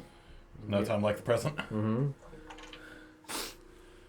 Right before you leave. Never know Mhm. when we're going to need to get good with the other innkeepers. You have a handshake? absolutely. Gonna nod at him. Uh, To all innkeepers. Yes, the sacred handshake, of course, Indeed. of the innkeeper. And he picks up like a napkin thing and spreads it out over the counter. So you're going to knock with both hands. It has to be a napkin down. So you knock twice, and then you join hands in the traditional handshake fashion. And you unlock the door with the key because they haven't answered. And then you go back and you push the door open and you wave. I need a napkin for this. You can take this one. Take the napkin. Thank you. Of course, happy to help. What is the purpose of the napkin? It's just a bit of Is there safety like for the... is there like a power thing for whoever puts the napkin out? No, it's just meant as a courtesy to protect the It's not bar like top or whatever it a is. social hierarchy based on who brings the napkin to the It's handshake. not based on like a napkin color or anything like that. And the other innkeepers will know that she is one of you. Yes? Yes. Yes, absolutely. Yes, of course. Good. They'll know we're innkeepers by our shake. Yes, of course. They will. Yes, absolutely. Marcus, I'm not an innkeeper. Not yet, Dandelion. I wasn't a dog owner yesterday. Things change so fast. Yeah, they do. Mm-hmm. I open the door and set my boy down and grab my leash. Yeah, he starts going. Mm-hmm. Just sniffing along the ground. Hold that taut. Yeah. And he just leads you guys through the Hold town. my signal whistle up. Make him heel. Yeah, he Good boy. steps back. Or ruffle his ears. He just looks up at you happily and Give him a small piece of ration meat. he Good eats boy. it. I'm gonna go to the granary. Sure. Go back to the tulls because I gotta pick up our bread. Mm-hmm. Yeah, you Mhm. knock on the door of the granary and Tom opens the door and lets you in. Morning, friends. Bright and early, as you said. Yes, easy delivery. Yes, absolutely. He pulls out a large sack with all of your stuff in it and hands it to you. They're Mm-hmm. individually packaged in there. Thank you very much, Tom. Of course. Look forward to seeing you again and hope to bring you good news. Thank you. Safe travels, all. Thank you. Take care. Shuts the door. Mm-hmm. Yeah. Over to Elena. Sure. You guys make your way back through Lakemount, looking out over the town for the last time for the foreseeable future, and you make your way over to the fairgrounds. You can see that her tent has now been packed up, and you see the same carriage that you saw yesterday. It's a dark purplish wood with a roof that extends out over the sides with some little wooden seat-looking things that are folded up and bundled with some rope. And you can see that at the front, the 3 horses are aligned at the front, lashed to it. You see these large wooden wheels, and you can see that there are windows cut into the carriage that have some curtains hung in front of them.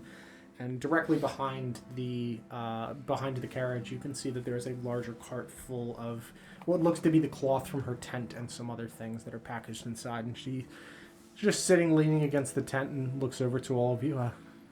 Good morning, all. Good morning. Sip my to-go tea. It's good. Good. Yeah. You all ready to head out on our expedition then? Yes. Never been on a caravan as seemingly nice as this one. The one that we hopped on with Master Rin was very comforting, but this looks splendid. Lovely. Glad to hear it. Well, if you are all prepared, I can. Indeed. Sure. She walks around and opens the back door. You can see that it's a light, a dark reddish colored door that she unlatches and opens, and you can see that there are bench style seats on the sides with some spaces for you to put your things inside.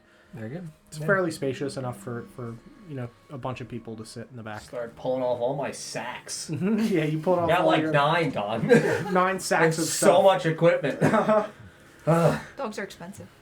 Put down my chest. Yes, they are. Mm-hmm. Yeah, you put down your My big travel chest. your big travel chest of goods. Mm-hmm. Is this the one that you found in the house? Sure is. Very good. Very I'm good. gonna find that secret compartment one of these days, Tom. You just fucking wait. Every write night that just down. roll to. Secret puzzle chest. It's in here somewhere. And then I'll, Can't fool me. if it's a Puzzle chest. step ladder up or anything like that, Yeah, there I is, insist absolutely. Dandelion into the carriage. Sure. Yeah, Dandelion makes her way up the stairs into the carriage and begins putting her things on the ground. Very good. Anyone else need assistance? All good. Nope. Climb aboard. Sure. Climb aboard, and she goes through the carriage and slips open a small window, and you can see the front seat. You see the horses through it. Well, if you need anything, I'll be driving the carriage, but doesn't require too much of my attention. I'm able to talk with you all, of course, but travel If you don't mind, I would love to direct the carriage. Certainly.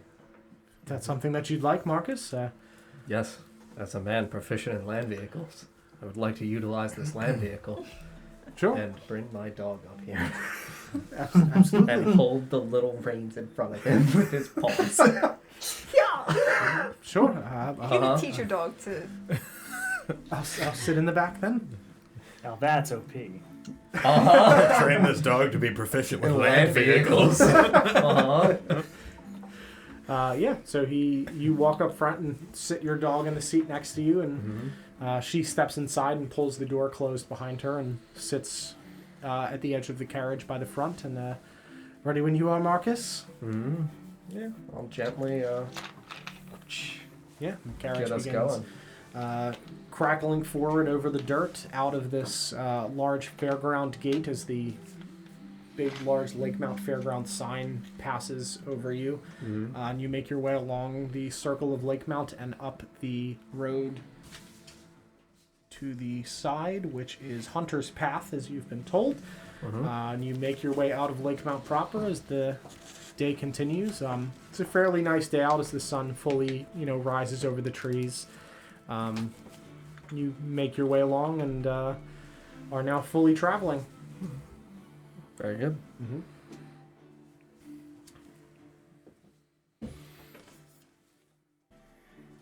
I'm having a good time up front. Yeah. Are we going to the east? Yeah, towards Southport. Mm-hmm. Yeah, 24. 24 Southport. Mm-hmm. Trying to figure that out this whole time. Yeah. Mm-hmm. So as you continue along this path, you drive for a few hours and not used to traveling with companions, but it is nice to have people with me, not quite as silent as it normally is. Normally drive your own carriage? Yes, I like to sit out and look out under the stars and things and enjoy the fresh air of the day. Understandable. It's nice to be alone from time to time. I don't get too much quiet with the carnival folk as you might have imagined. I mean, Well, quite the talker, Mr. Pigeon. very much so. Yes, never stops talking. Talk your ear off, really. Oh, yes, absolutely. Same with Twig. Two of them are inseparable. I'm sure he's thrilled to be traveling with her in such close proximity for several days. I'll just nod. Shakes. He pulls, it's like a little silent wire. yeah, it's the Wile E. Coyote sign. Help me. But I'm very pleased to be traveling with you all. I hope to share some lovely meals under the stars with you and I learn have more about you. mushrooms. Oh, that's wonderful. I have some food and things myself that we can prepare, but So I appreciate you allowing us to travel along with you. of course, anything for friends.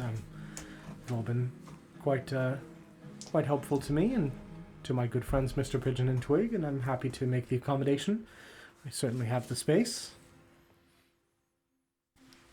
Very good.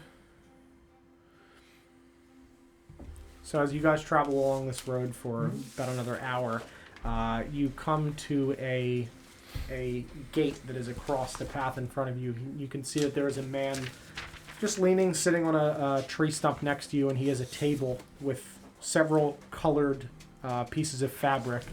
And as you get closer, you see that he has tanned olivish skin. He's got long brown hair that's tied back into a large ponytail. He's got bright brown eyes, fairly large nose with a mustache and glasses sitting atop them. He's got a brown leather jacket with a low-cut white shirt and some silver rings on his fingers. And as the carriage approaches, he stands and pushes himself off of this stump and looks to you all. Good day, all. Might I inquire about the nature of your caravan here? Have to put a flag on your carriage to let the guards know on the road what you're hauling. It helps keep track of who's on the road and make sure that everybody's able to proceed safely. We're ferrying an entertainer. We are accompanying Miss Elena of the circus that has left the previous day towards Southport. Sure. Okay. Hauling any goods or anything valuable? Weaponry, anything like that? Simply our personal belongings and effects. Things that we need to survive. As appropriate. Sure. Sure. So that would be a non-merchant caravan then, I suppose? Certainly. We're not peddling anything or selling. Sure, but you're not just regular travelers, nor are you a mourner's caravan carrying the dead then, no bodies? Nope, no bodies. Everyone on here is alive. Good to know. Sure, alright. And he pulls a blue piece of fabric off and sticks it to the top of the carriage. Mm-hmm. That'll just let the gods know that you're a non-merchant caravan, and keep your eye out on the road. You'll see the others with flags coming from the other directions as well. Very good, thank you. Of course, Magnus Thompson. I'm sure we'll meet again if you pass back through here. Keep a hold on the horse and reach down and shake his hand. Well, have a lovely day. He flips open the gate and goes back and sits by his stump and waits for you to pass through as the caravan cracks along the road. Mm-hmm. And then he pulls the gate shut behind you. You see out the window as he stands and just pushes it back closed and sits back down, flips open a book and continues to read. Mm-hmm.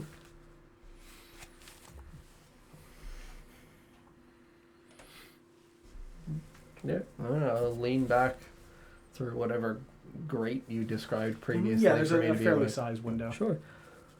Did you encounter something like that on the way into Lakemount? No, nobody asked us about anything that we were hauling. I can't say that I'm familiar with that practice. Not sure if it's exclusive to this road, but no, it's seems to be fairly normal. This is a road heading to a merchant town, I suppose. So, imagine they'd want to know who's coming and going. Yes, certainly. But no, none of the other towns or roads that we passed through had anything like that. Very good. And keep on keeping on. Sure. You guys travel and make your way to travel for the remainder of the day, and you come to towards the end of the day as the sun begins to set, and she just leans out. Marcus, I think now would be a good time to pull over to the side of the road and make camp. Yes. Certainly. Yeah. Veer the horses off to the side. Sure. A group of you watch as she stands and flips open the back door of the carriage and steps out and just stretches. Come on, all. We'll have some dinner. Very good. I would veer non-forest side, so Sure. southward. Yep, you got it. Yeah, and you. She steps outside and begins pulling some things off of the caravan and begins to set up camp. Yeah. I'll I'll walk help my set up dog. Camp. Sure. Or try to. Yeah, I'd help if she needs any help with anything. Sure, absolutely. Anybody else doing anything specific? I would help set up. Sure. Yeah, I would help set up. Okay. Yeah, you guys set up a mediocre camp with some small tents and some bedrolls and things, and she sets up a couple of logs around a campfire that looks to be there left from some other traveler, and she begins pulling out things to prepare to cook a meal. She begins cutting up some meat and dicing some vegetables and things. I'll enter one of the big mushrooms. Thank you, Dandelion. She starts chopping that up. Pull out some breads. Sure. Fairly easy day of travel then. Yes. Thankfully. Yes. Truly a blessing. Yes, a beautiful day, no bad weather or ill-fated companions in our midst. Always a positive. Indeed. And she pulls out this large pan and sets it over the fire.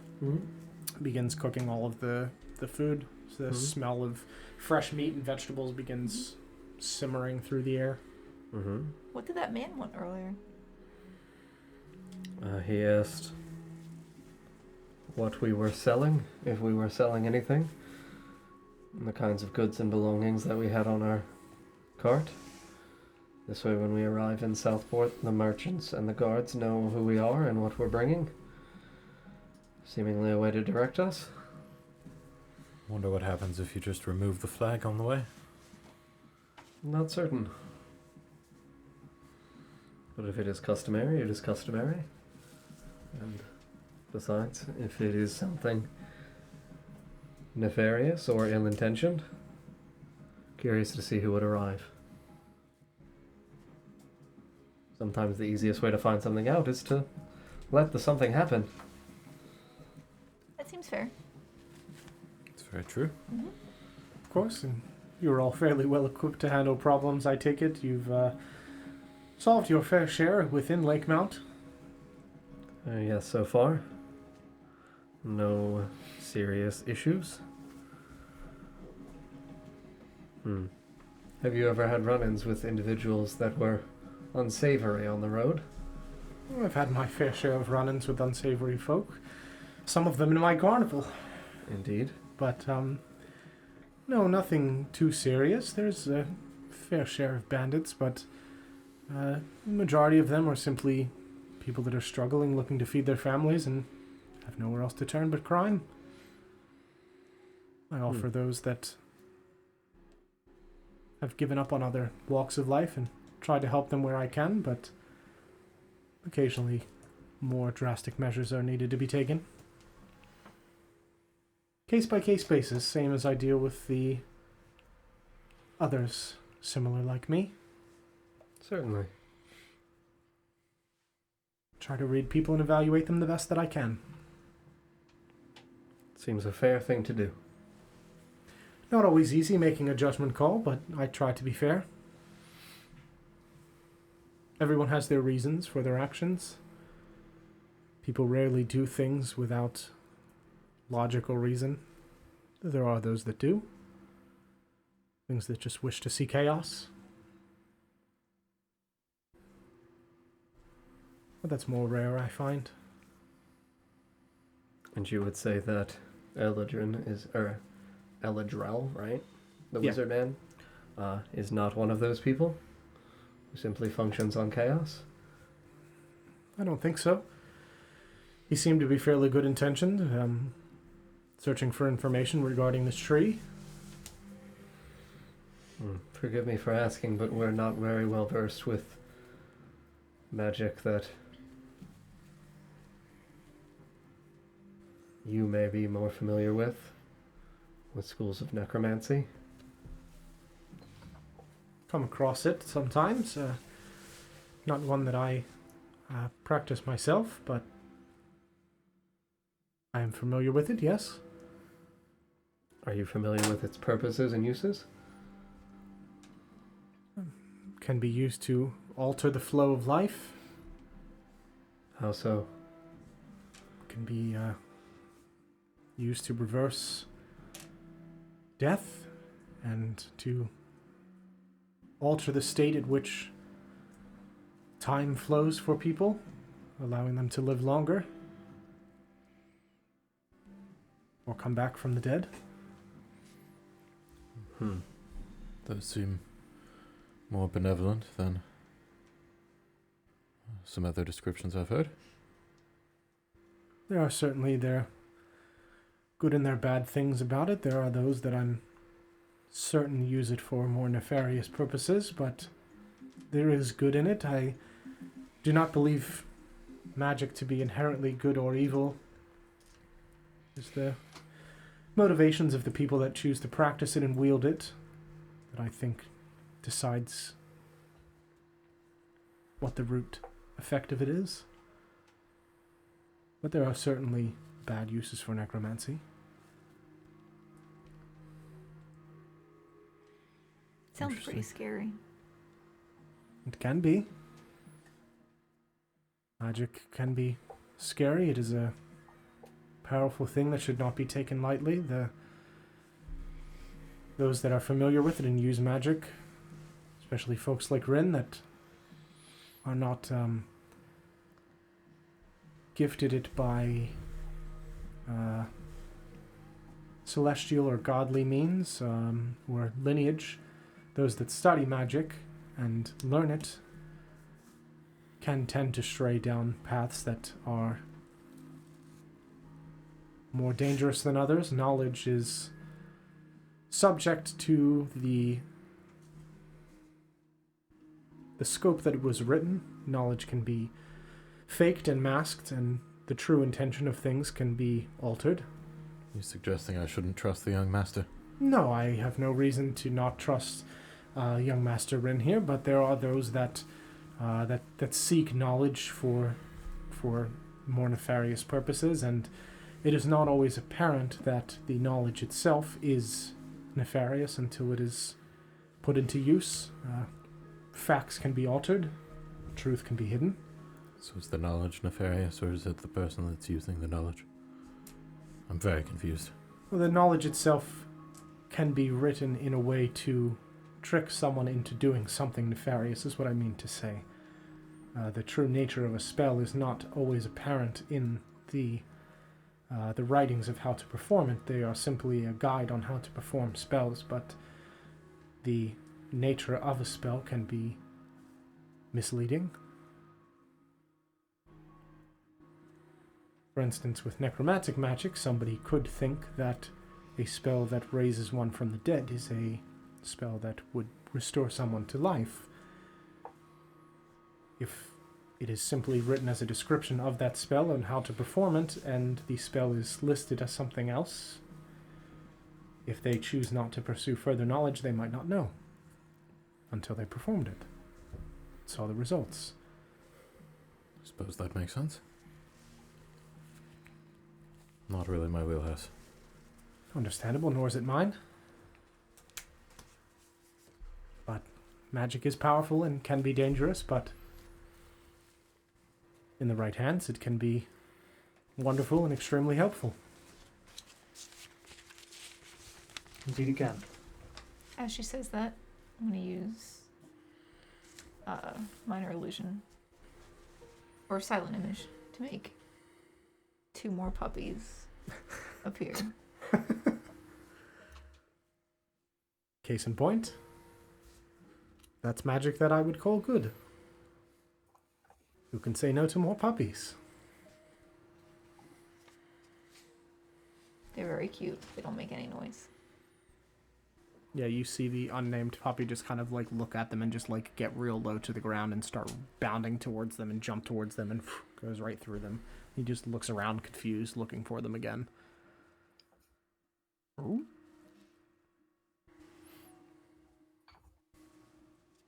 He continues cooking the rest of the meal and slices up the rolls that Marcus put out and begins assembling the sandwiches for everybody and hands them out. To a successful first day of travel. How much longer is it? Be another day or so. Very well. Eat this dinner. Yeah. Sure. You guys consume your dinner. Sit, enjoy the night air. While we're sitting, I'm going to have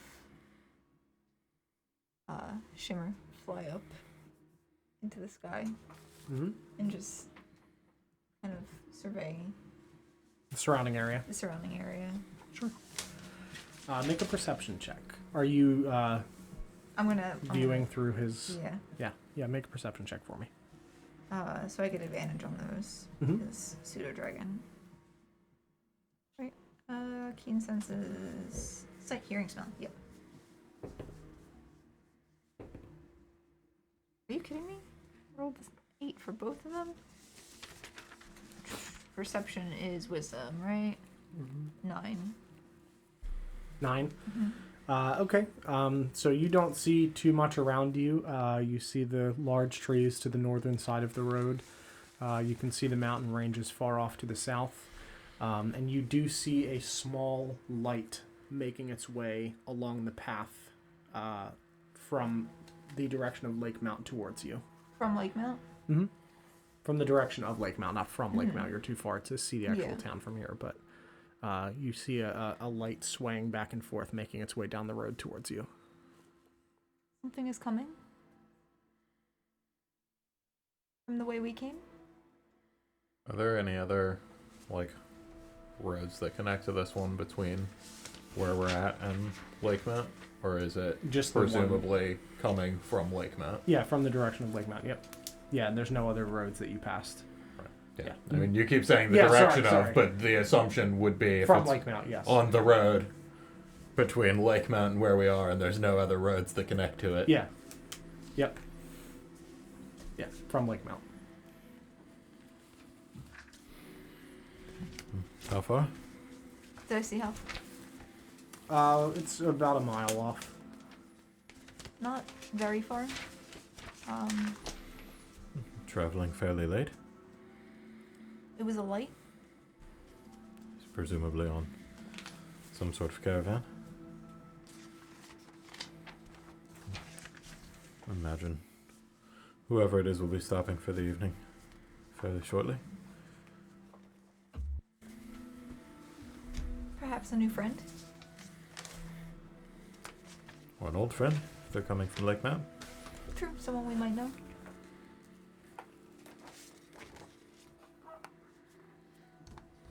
Call my dragon back Sure. down. Shimmer swoops back down towards you and lands on your shoulder.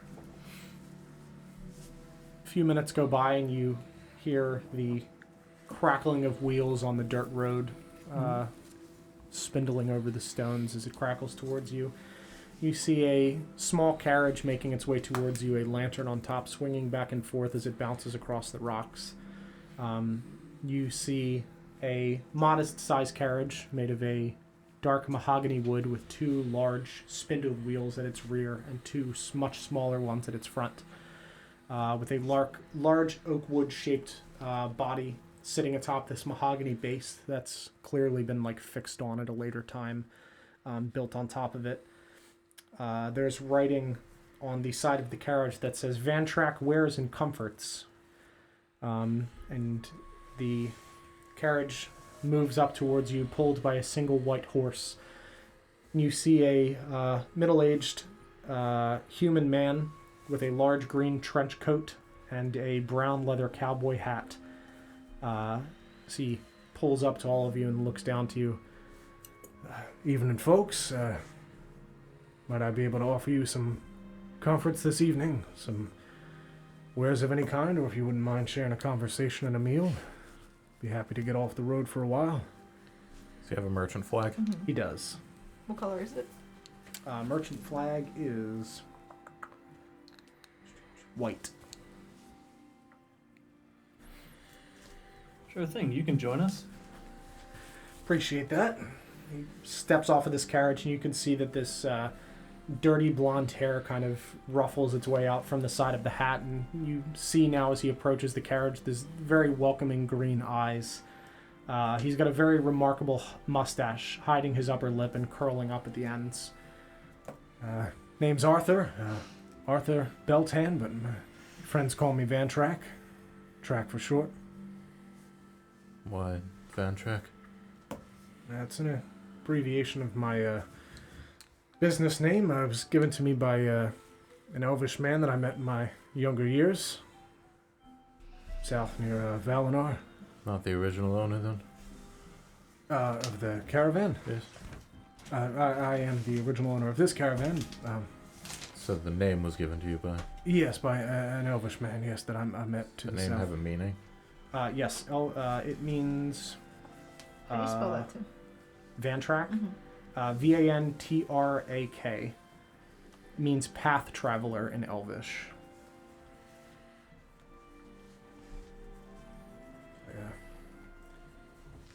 Given to me in my younger years, by a man from the kingdom of Valinor to the south. Well you've traveled been. then? Sorry? Yeah, well traveled then? Oh yes, traveled all over Adoris and mostly in Fjordain, but I've made my way around Arbor as well. What did you say, Ren? I said, oh, you've been? Yes, I have. I did some work there in my younger years.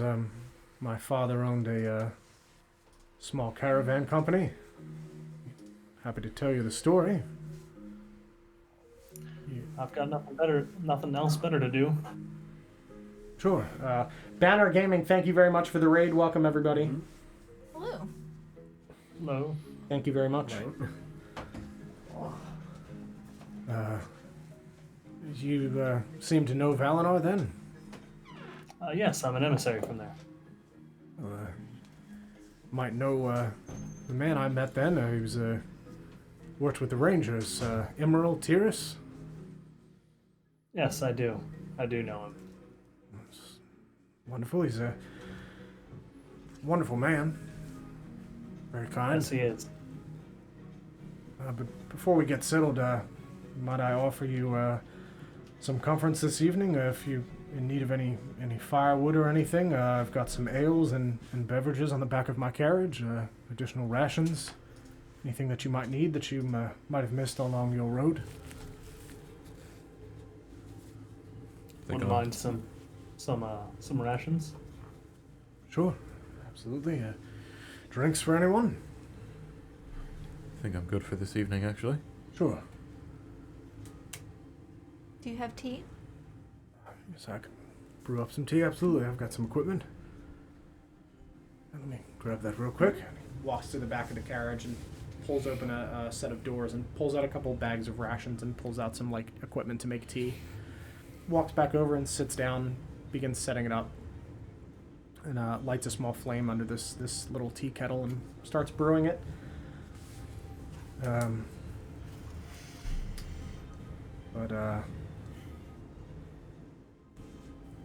Yeah, my father owned a business called Othwin Prime Delivery Service, and my father grew up with elves and tried to learn their language, but I'll admit it escaped him a bit. But he went to them and asked them how to say amazing in Elvish, but his accent made it sound like Amazon, so they gave him that word. Yes, I did make that joke. His business is Amazon Prime Delivery Service. So he bought a So cheap... what's it called?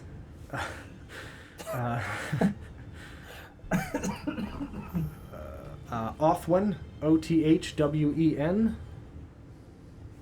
Prime Delivery Service. But he grew up in the small town of Yanmior,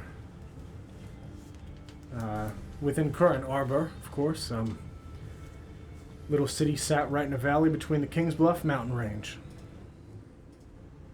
And he noticed how difficult it was for the farmers to bring their goods back to the town and some of the older people to make their way. So he started his own business and delivered goods to them. He jumped at the chance to be able to do that. The farmers were able to send their goods back to town much easier, and the older folks appreciated his charm, of course, and eventually his business grew because he was helping all of the older people within the city, and he set out from his hometown with me and my mother and hit all the small villages along the southern side of Arbor and Fjordain at the time, slowly getting them to buy into his business, and traveled to a small village of Kenmare, which is where I met the forenamed Dimril. Mostly bought water, a bit of food, a lot of water, and the day that I met Emerald, I was alone, delivering several kegs of fresh water to Kenmare, and I found the smoldering remains of the town, and Emerald was able to use the water. I helped him to put the fire out. A small city within the forest just north of Valinor. Don't know if any of you know it. I Not do. familiar. You What's know the of town this called? place? Sorry? What's the town called? Kenmare. Kenmare.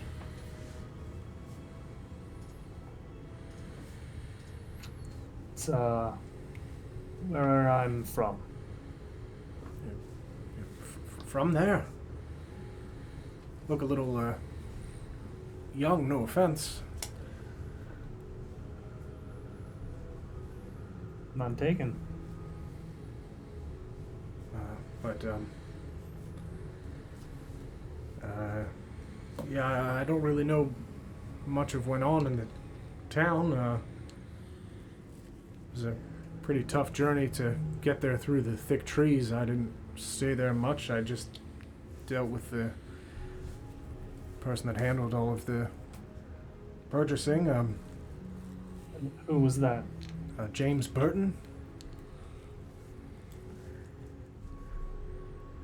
And they had these, I don't know if it was a religious town, they had these herald flags and banners hanging from the streets with a symbol I've not seen before. I'm not familiar with it. But not quite sure what the purpose of the town was, but they did buy a lot of water. And I'll take out the rubbings I have and I'll show them to him. Was this a symbol?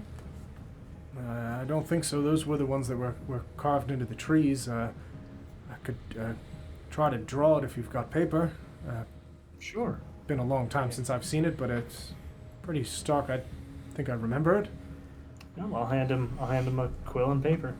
Sure. Just give me a moment. And he sits there for a few minutes and thinks and begins to scribe this symbol onto this paper.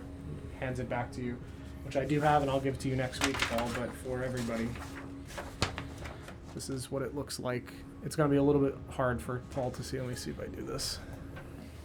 Oh, okay. Yeah, I can see it. Yep. Thank you. Mm-hmm. Very good. Yeah, it was on all the banners and the heraldry within the town.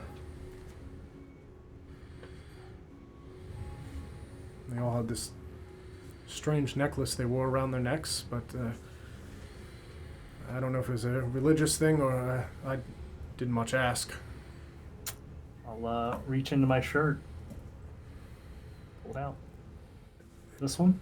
Yep, that's exactly it. I suppose it makes sense since you did say you were from there. Were you there when I guess you would have had to have been when the town burned. You can't be much older than 30. I'm not even 30. I'm only 28.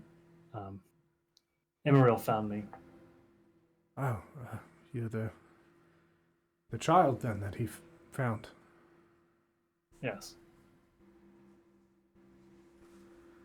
Weird coincidence that brought us together on this evening then. Indeed.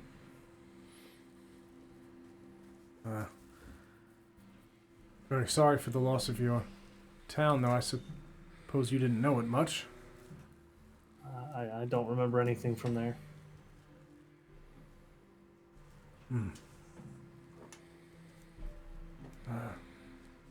Emerald was a fine man, but he gave me that name, Van Track, Path Traveler, and I use that title to this day. It's something of an honor to have been bestowed that name by such an important man within Valinor. And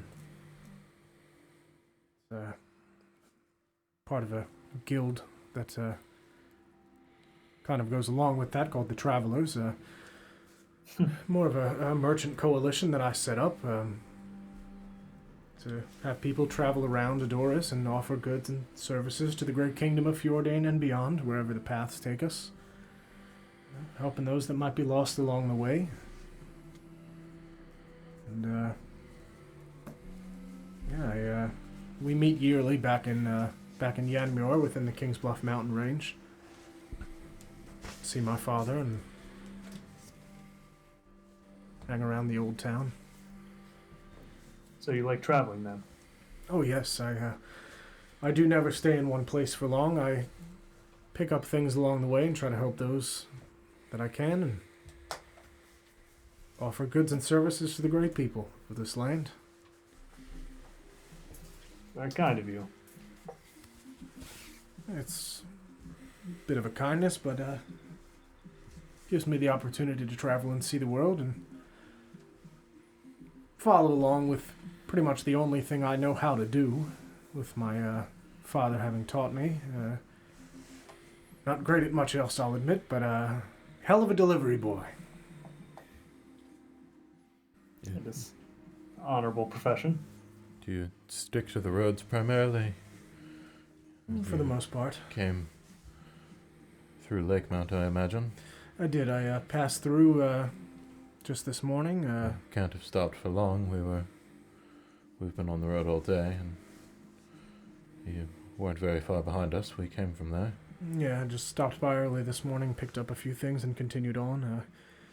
I don't tend to stay in the towns for very long at all. People there don't have much need for my services, but when I run low, I stop, for an hour or so before continuing on.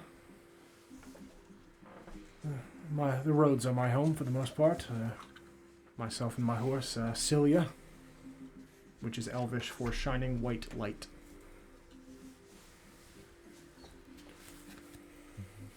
What is it? Cilia, Silya. And where will you go from here? Head along the road. Probably stop in Southport and pick up some supplies there. And head north and then probably head out to the farming towns, I suppose. Wherever the roads take me, whatever. I tend to go with the direction of the wind and wherever I think people might be. No real path. I like to wander. Understood.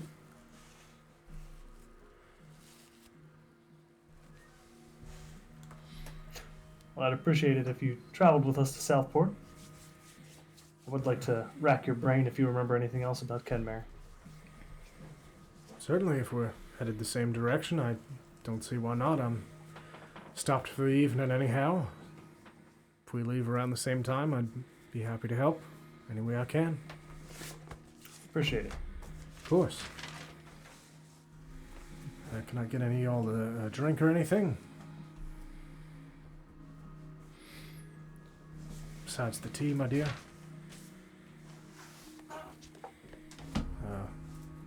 Two of you, I'm okay. what's with the get-up you've got on there?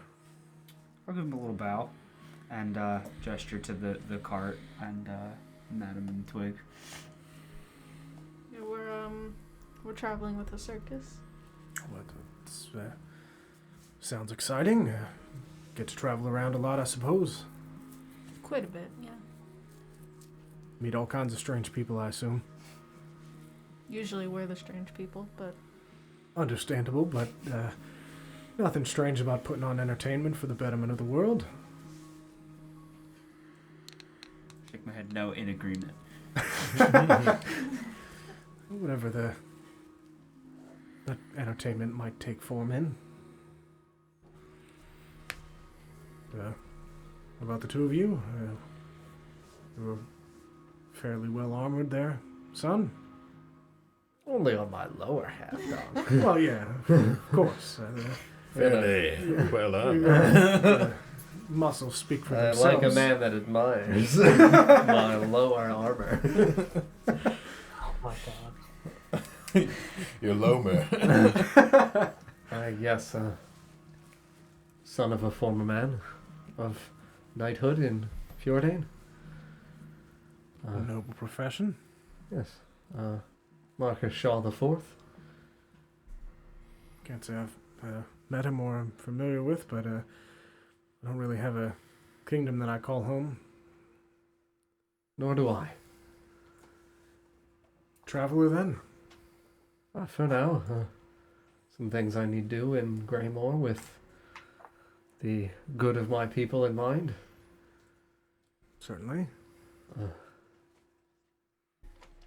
There's nothing wrong with being a traveler, looking for somewhere to lay your hat at the end of the day. Yes, certainly. But he said where he was before Lakemount while I was out of the room. He just travels around generally. He gave his hometown of Yanmior to the south within Current Arbor now.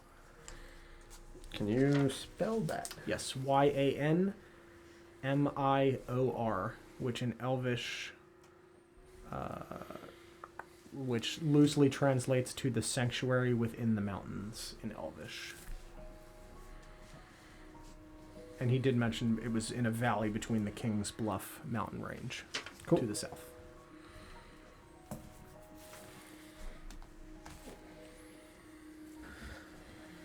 Knight's a fairly noble profession, but there's no shame in not having a kingdom to call home. Sure you'll find what you're looking for and what your calling is. I know my calling, and that is what I am here to answer. I think that I shall find it in Greymore. Some kind of duty that I may perform on behalf of my people to get for them the things that they require. Understandable. Well, that sounds like a noble and good goal to have in life. Yes, it's good to have a goal. Keeps one's mind steady and driven on a path. I agree. My goal in life's a little bit loose, as you might imagine, but I know the good that I perform for people, and happy to travel the road and do it. How about you, dear? I'm looking for something. Have you seen any mirrors? Seen a fair few mirrors, but only briefly in some towns. Looking for something in particular? One that looks like this. I hold out my drawing.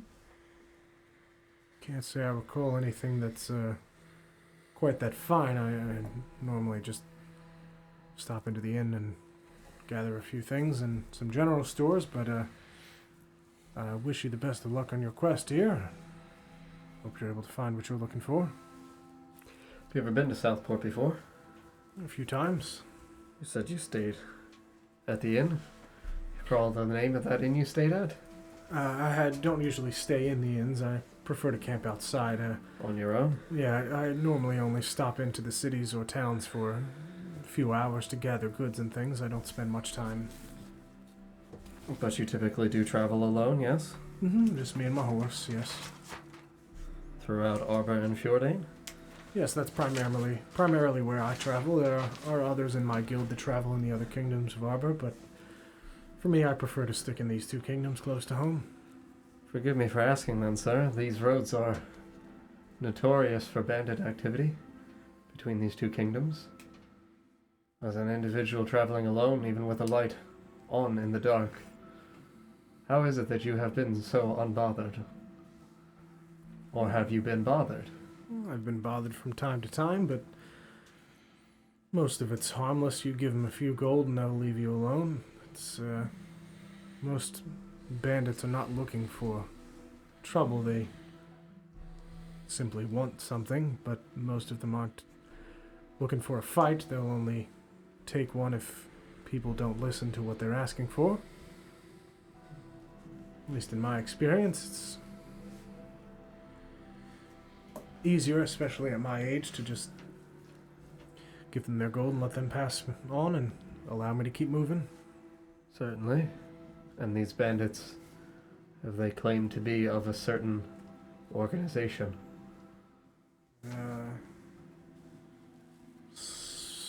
Seen some that don't really have too many markings. The ones that you're likely to encounter along this road belong to the Gilded Mask. And have you encountered such bandits? I have from time to time, yes. And they've simply taken gold from you and let you pass? Indeed. You said earlier that you assisted in the transport of much water? Yes, in the south. Was the water used in the brewing of ale? By No, chance? the water was purchased by the town of Kenmare. Not sure what they were using it for, but on that particular day when I delivered, normally it was my father and I, but the town was ablaze, and thankfully I arrived in time to help my friend Emerald put out the fire. And did they purchase water frequently? Fairly regular deliveries with that and some food. From your home? From my father's business, yes. Yeah, we handled the delivery of goods to, in the beginning, the southern side of what then was part of Fjordain and part of Arbor, before the land split, about 30 years ago. And how did they pay for the water and food? With gold? Like a normal people would pay?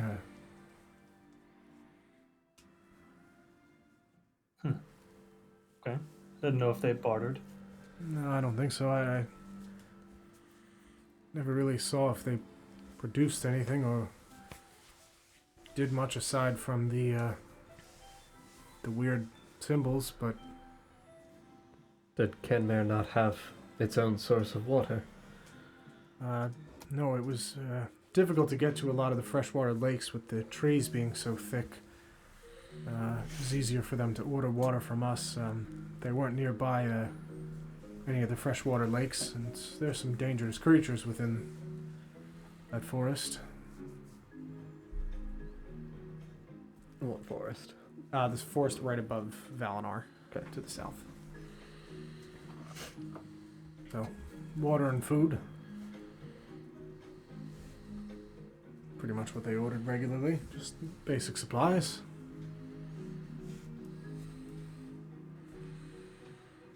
More water than I think they would need to drink. Seemed to be quite a lot of it. I'm not certain what they did with it, but they always returned to the empty barrels when I returned, or my father returned. But I was on my own that day. Paid in gold? Yes. They must have had some source of income. They must have been producing something then. I suppose so, but if they did, I didn't see it.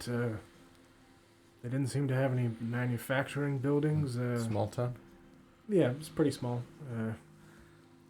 Only a couple of buildings. There was a large stone church-looking building at its center, but mostly just residential housing, a couple shops. Nothing too fancy, mostly just made out of wood and stone. I didn't see any manufacturing buildings. I'm not certain what they did or why. They paid in the coinage of the area at the time, yes? Yes, that would be Arbor at that time. Interesting.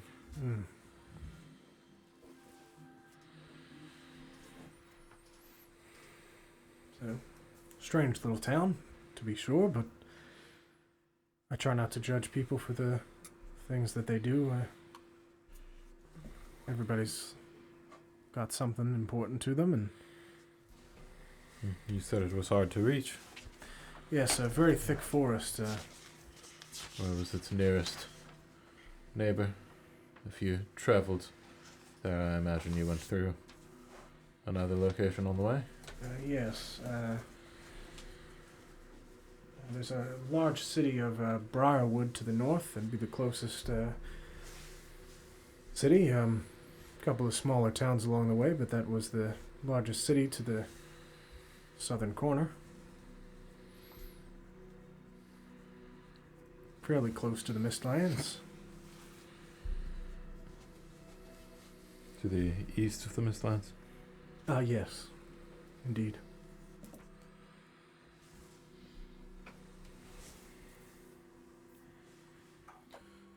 You said it was in Arbor at the time before the land split. Indeed. Still in Arbor now, of course. But yes, it was on the western side of the southern part of the land, closest to the Mistlands, east of the Mistlands. And now? Now it's just the southern part. Fjordan controls the north and Arbor controls the south. They've split, but it was on the left side, which was Arbor at the time. Left. Yes, it's You mean west? western side of the east of the Mistlands. It's a little bit West, east, confusing to describe, but west. west, yes. Got it. Yes, absolutely. Geography is very difficult without a map. Yes. Yes. You don't have to have a map, do you, Arthur? Oh, yes, as one who travels around so much. Sure, I can get one for you. Yeah, I do have a map. I'll have to copy it. Have that for you in the morning. Very good. You good at making maps? For the most part, I'm not a skill that I possess that I was taught or anything, but I'm capable enough of at least giving general descriptions of some of the roads and things, some landmarks. Fair enough. Yeah.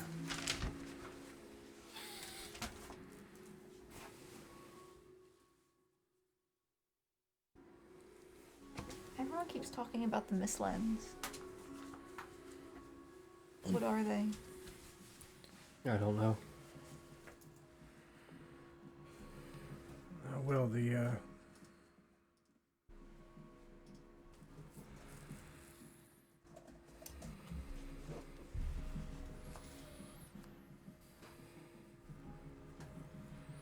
Mistlands themselves are fairly thick trees. I'm trying to find my description of them. Sorry. Fog, right? Not mist, fog. Yes, very foggy trees. A misnomer then. Yes, More like the foglands. more like the foglands, I suppose. Yes, The foggy tree lands. but supposedly it's the site of a great war a long time ago, and the use of magic in the war scorched the land and caused it to constantly produce this horrid fog. Very hard to navigate. A lot of thick trees. Normally you need a guide to pass through. I don't do it frequently, as I said I mostly stick to these two kingdoms, but it's a fairly dangerous place to be if you don't know the way. Very easy to get lost. A war from a long time ago then. Very long ago, yes. Always been there. As long as I've been alive, it's And your father, the Mistlands, the whole time he was alive? oh yes, this is far, far in the past. One of the older wars between the races of Adoris.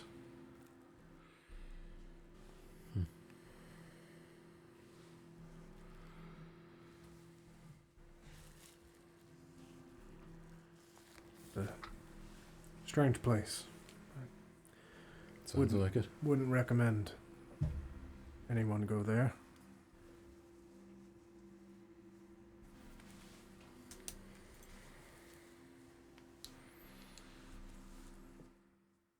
Have you been to the west of the Mistlands?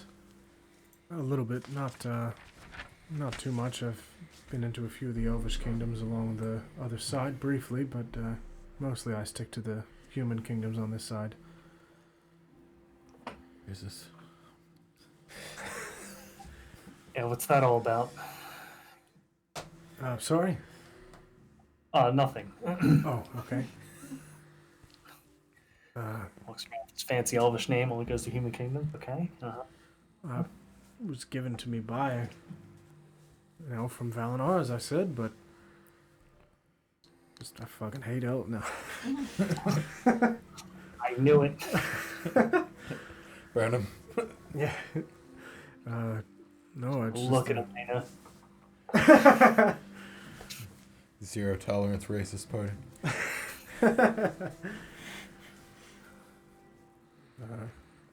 Yeah, it's just I find the familiarity of the land helpful to travel.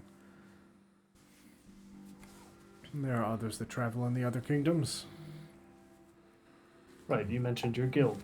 Yes. So, I'm feeling quite tired myself. I imagine we'll want to be moving fairly early in the morning. Certainly. I'm going to go lie down. Appreciate the conversation. I'll leave y'all to it. I'll just make camp on the other side. What was your name, sir? Pointing at Ren. Ren. I'll extend my hand. Appreciate the conversation. I'll draw those maps up for y'all, and if you have any more questions in the morning, Ren, feel free to ask away. I'll try to recall some things for you. Thank you. I do appreciate it. Of course. You'll have a wonderful night. He walks Yeah. back to his cart and leads it over to the other side of the road and begins making camp. And you watch his light go out a few minutes later. Fairly nice man. Thankfully. Seems it. He talked a lot. He did, didn't he? But Ren seemed to have some interest in the things that he brought up, I suppose. Yes, I don't know much about my home, so Hopefully he's able to answer some of the questions that you might have then. hopefully. Your home like where you were born or where you grew up? Almost my home where I was born. I know plenty about where I grew up. You were in this place on the day that he was talking about? I believe I was.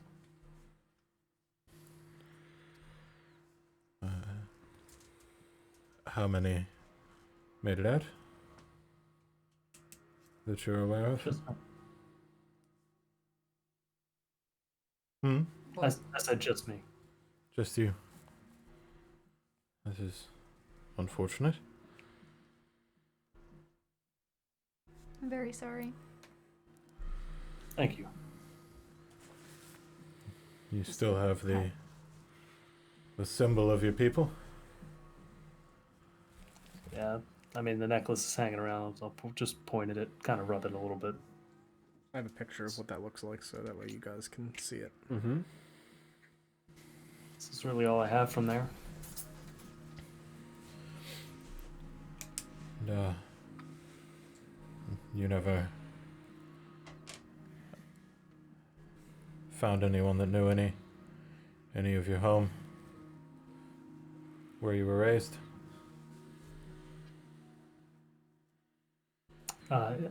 Emerald knew a little bit about it, but not much. The Valinor did not interact with Kenmare. They kept their distance. Sounds like it was a fairly secluded place. They both are. Don't suppose that there'd be anywhere that would have records of Kenmare? Records? Yes, like stories or information about their cultural practices or things of that like? No. I don't have any. Yeah. My knowledge, neither do the Valinor. They know a little bit, but not more than about as much as Arthur here. Arthur seems to know a bit more. Perhaps he could tell you more as we travel. Hopefully. Salvage what's left of the knowledge of your people. And it can live on in you. I suppose.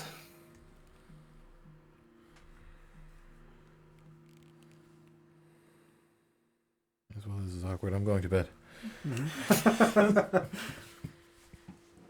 Can you spell the name of the guy who found him for me, please? Sure. IMMERAL. Didn't get that right. Elvish have a meaning? No, it does not. You said IMMERAL? Yes. Not even close. And what was Arthur's last name? Belt hand? Beltan. BELTAN. Belt hand. Got that wrong too. I thought it was belt hand. Me too. Yeah, I didn't even Beltan. try. I had no idea what you said. Let me scroll back up, actually. That was a name that... the Emerald one was a name that Paul gave me. I have to go look to see. Spelling? Oh, no, what do you need? meaning. Oh, I don't have it up. Yeah, I gotta scroll back in the minutes. I can't remember.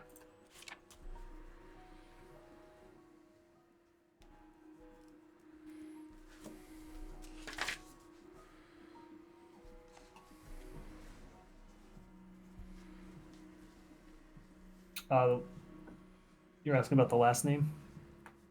I think you had different meanings for each of the names, right? Each of your family member names. No, just for the last name. Okay.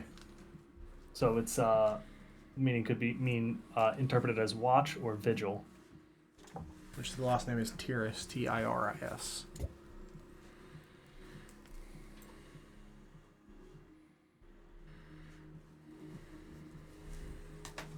Oh, that's awkward. Tiris? Yep. That's fucking awkward as shit. Tris.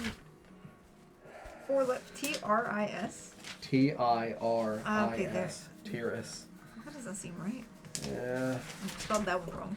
Because we got Elwin Virus Oh, Don't look into it. and Emerald Tiris. Don't look into it. No? Nope. No. Nope. No? It's already Not canon. meant Wait, to. did you spell it? Did you spell it differently? Tiris? Yeah, that's how you spelled it, right? Yeah. Uh, Is it It's- the this is- Watcher? Huh? Vigil or Watch? Vigil or Watch? Yeah. Uh-huh. No, it's not as bad as Elran Felran. Those are first names. Virus and Tiris. It's not as bad. They're not first names. They're not first names. No, though? No. It's not meant to. Apologies. That's my fault. No, it's not. It's just names. Tiris and Tirish. Yeah. Yeah, that Just would be wait. a problem. Anybody else? Anything before you proceed to sleep? Well, definitely want to go to bed after Shay being awkward. You're welcome. I'm gonna send Shimmer up one more time before Sure. I go to sleep. Make a perception check. Why am I rolling like crap today? What on earth? I think it was a 10.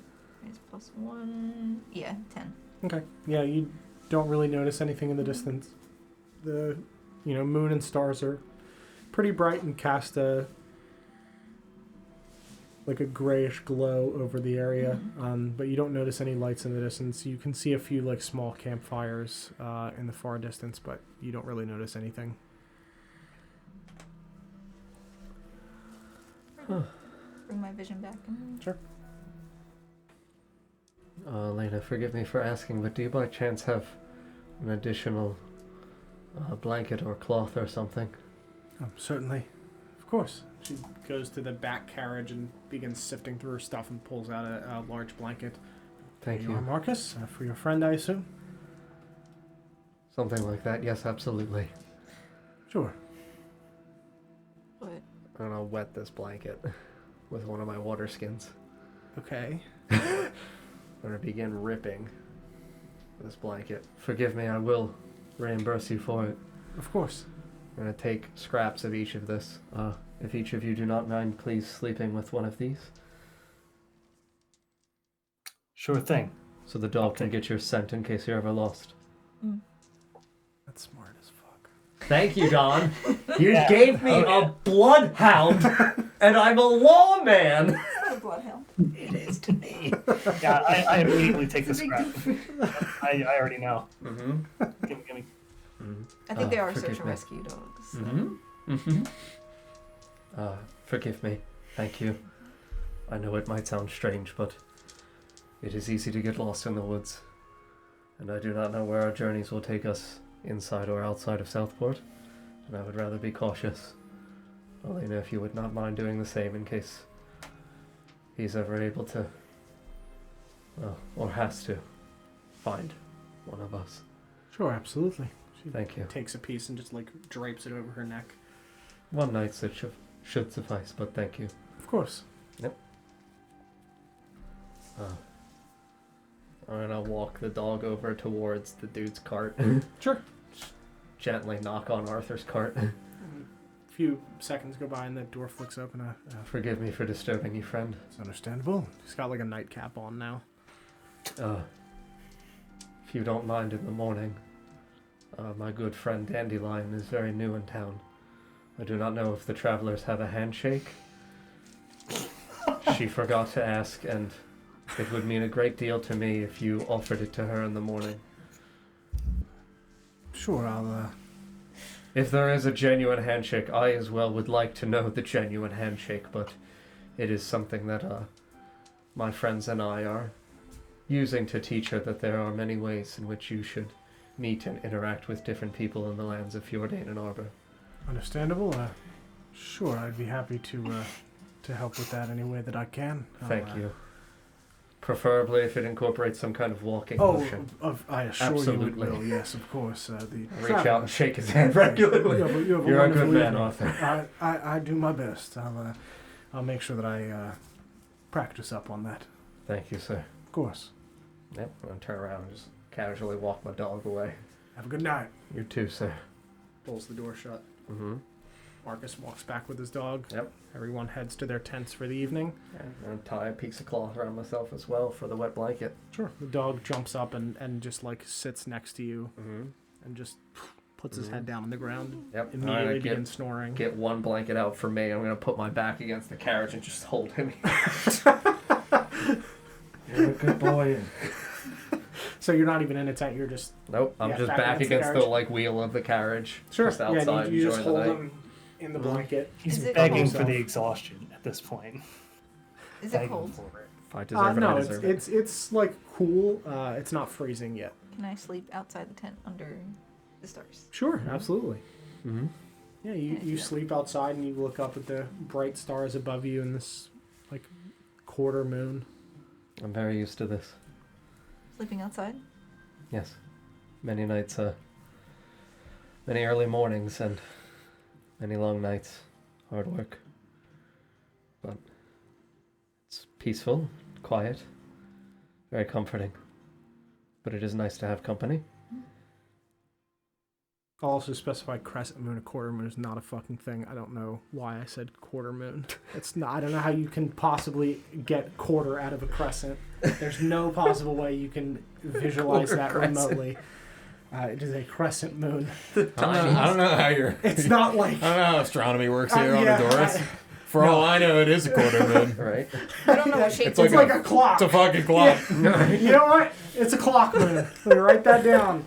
See, I just took it to mean 25% of the moon was showing. It's so just in hard, my head, like, it was just it's like, just with a crescent. That's real yeah, hard that's to right. I spell. did a just real slightly thin crescent thicker, in my head. Fucking here's half. That's funny. That's the Yeah. alternative. Make astronomy work however you want, Yeah, man. it's clock moon. We're going with the clock moon. I don't really like clock moon. I am going to need to know how this light source is, but we'll discuss that We'll discuss. later. Yeah. That's a discussion for when I find a scientist. I'll put a question mark by it so I can decide if it is clock moon, but it's possibly clock moon. Yeah, so you guys all nestle up for the evening and go to sleep. I'm gonna have Shimmer wake me up if he sees anything. Sure. If he sees anything. Anything? Wake me up if you see I don't deserve his exhaustion. That does. at all. Wake me up, please. Anything at all. Excuse me, master. Just I tap, saw tap, tap. something. Rock. Tap, tap, tap. Found a Bleed. trap. Tap, tap, tap. Stick. That's very important to Dandelion. She wants to know about these That is things. exactly what I imagined. Then Dandelion's like, if you see anything. anything, and I do mean anything. You see a weird bird, I want to know about it. The night bird. Mm-hmm. What is the night bird? It flies across the clock moon. I need to know. Night bird. Just announces the quarter moon. Yeah, Quarter moon! quarter moon. There's a quarter moon this evening. I'm the night bird. How did I never know of this? I spent my youth in the fields.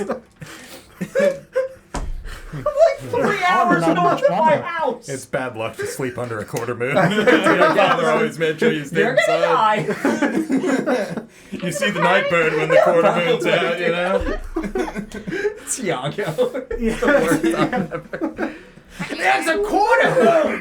Dude, if it's Gilbert Godfrey flying in the night, I welcome that lore. Yep, we'll write that down. I'm thinking the night Definitely bird's adds gonna to be your this exhaustion, cool, right? really like. Yeah, we've just written in the night moon, don't you? Or the night bird, not the night moon. The night moon's A different night. different Different night. night, dude. Yeah. Seasons, you See, know? now is it night bird or night bird with a K? Ooh. That's what we have. That's to really Pokemon, hard to say. That's isn't it? Pokemon. I don't know. Isn't there? I'll write a K in front of There's- it with. You're not wrong.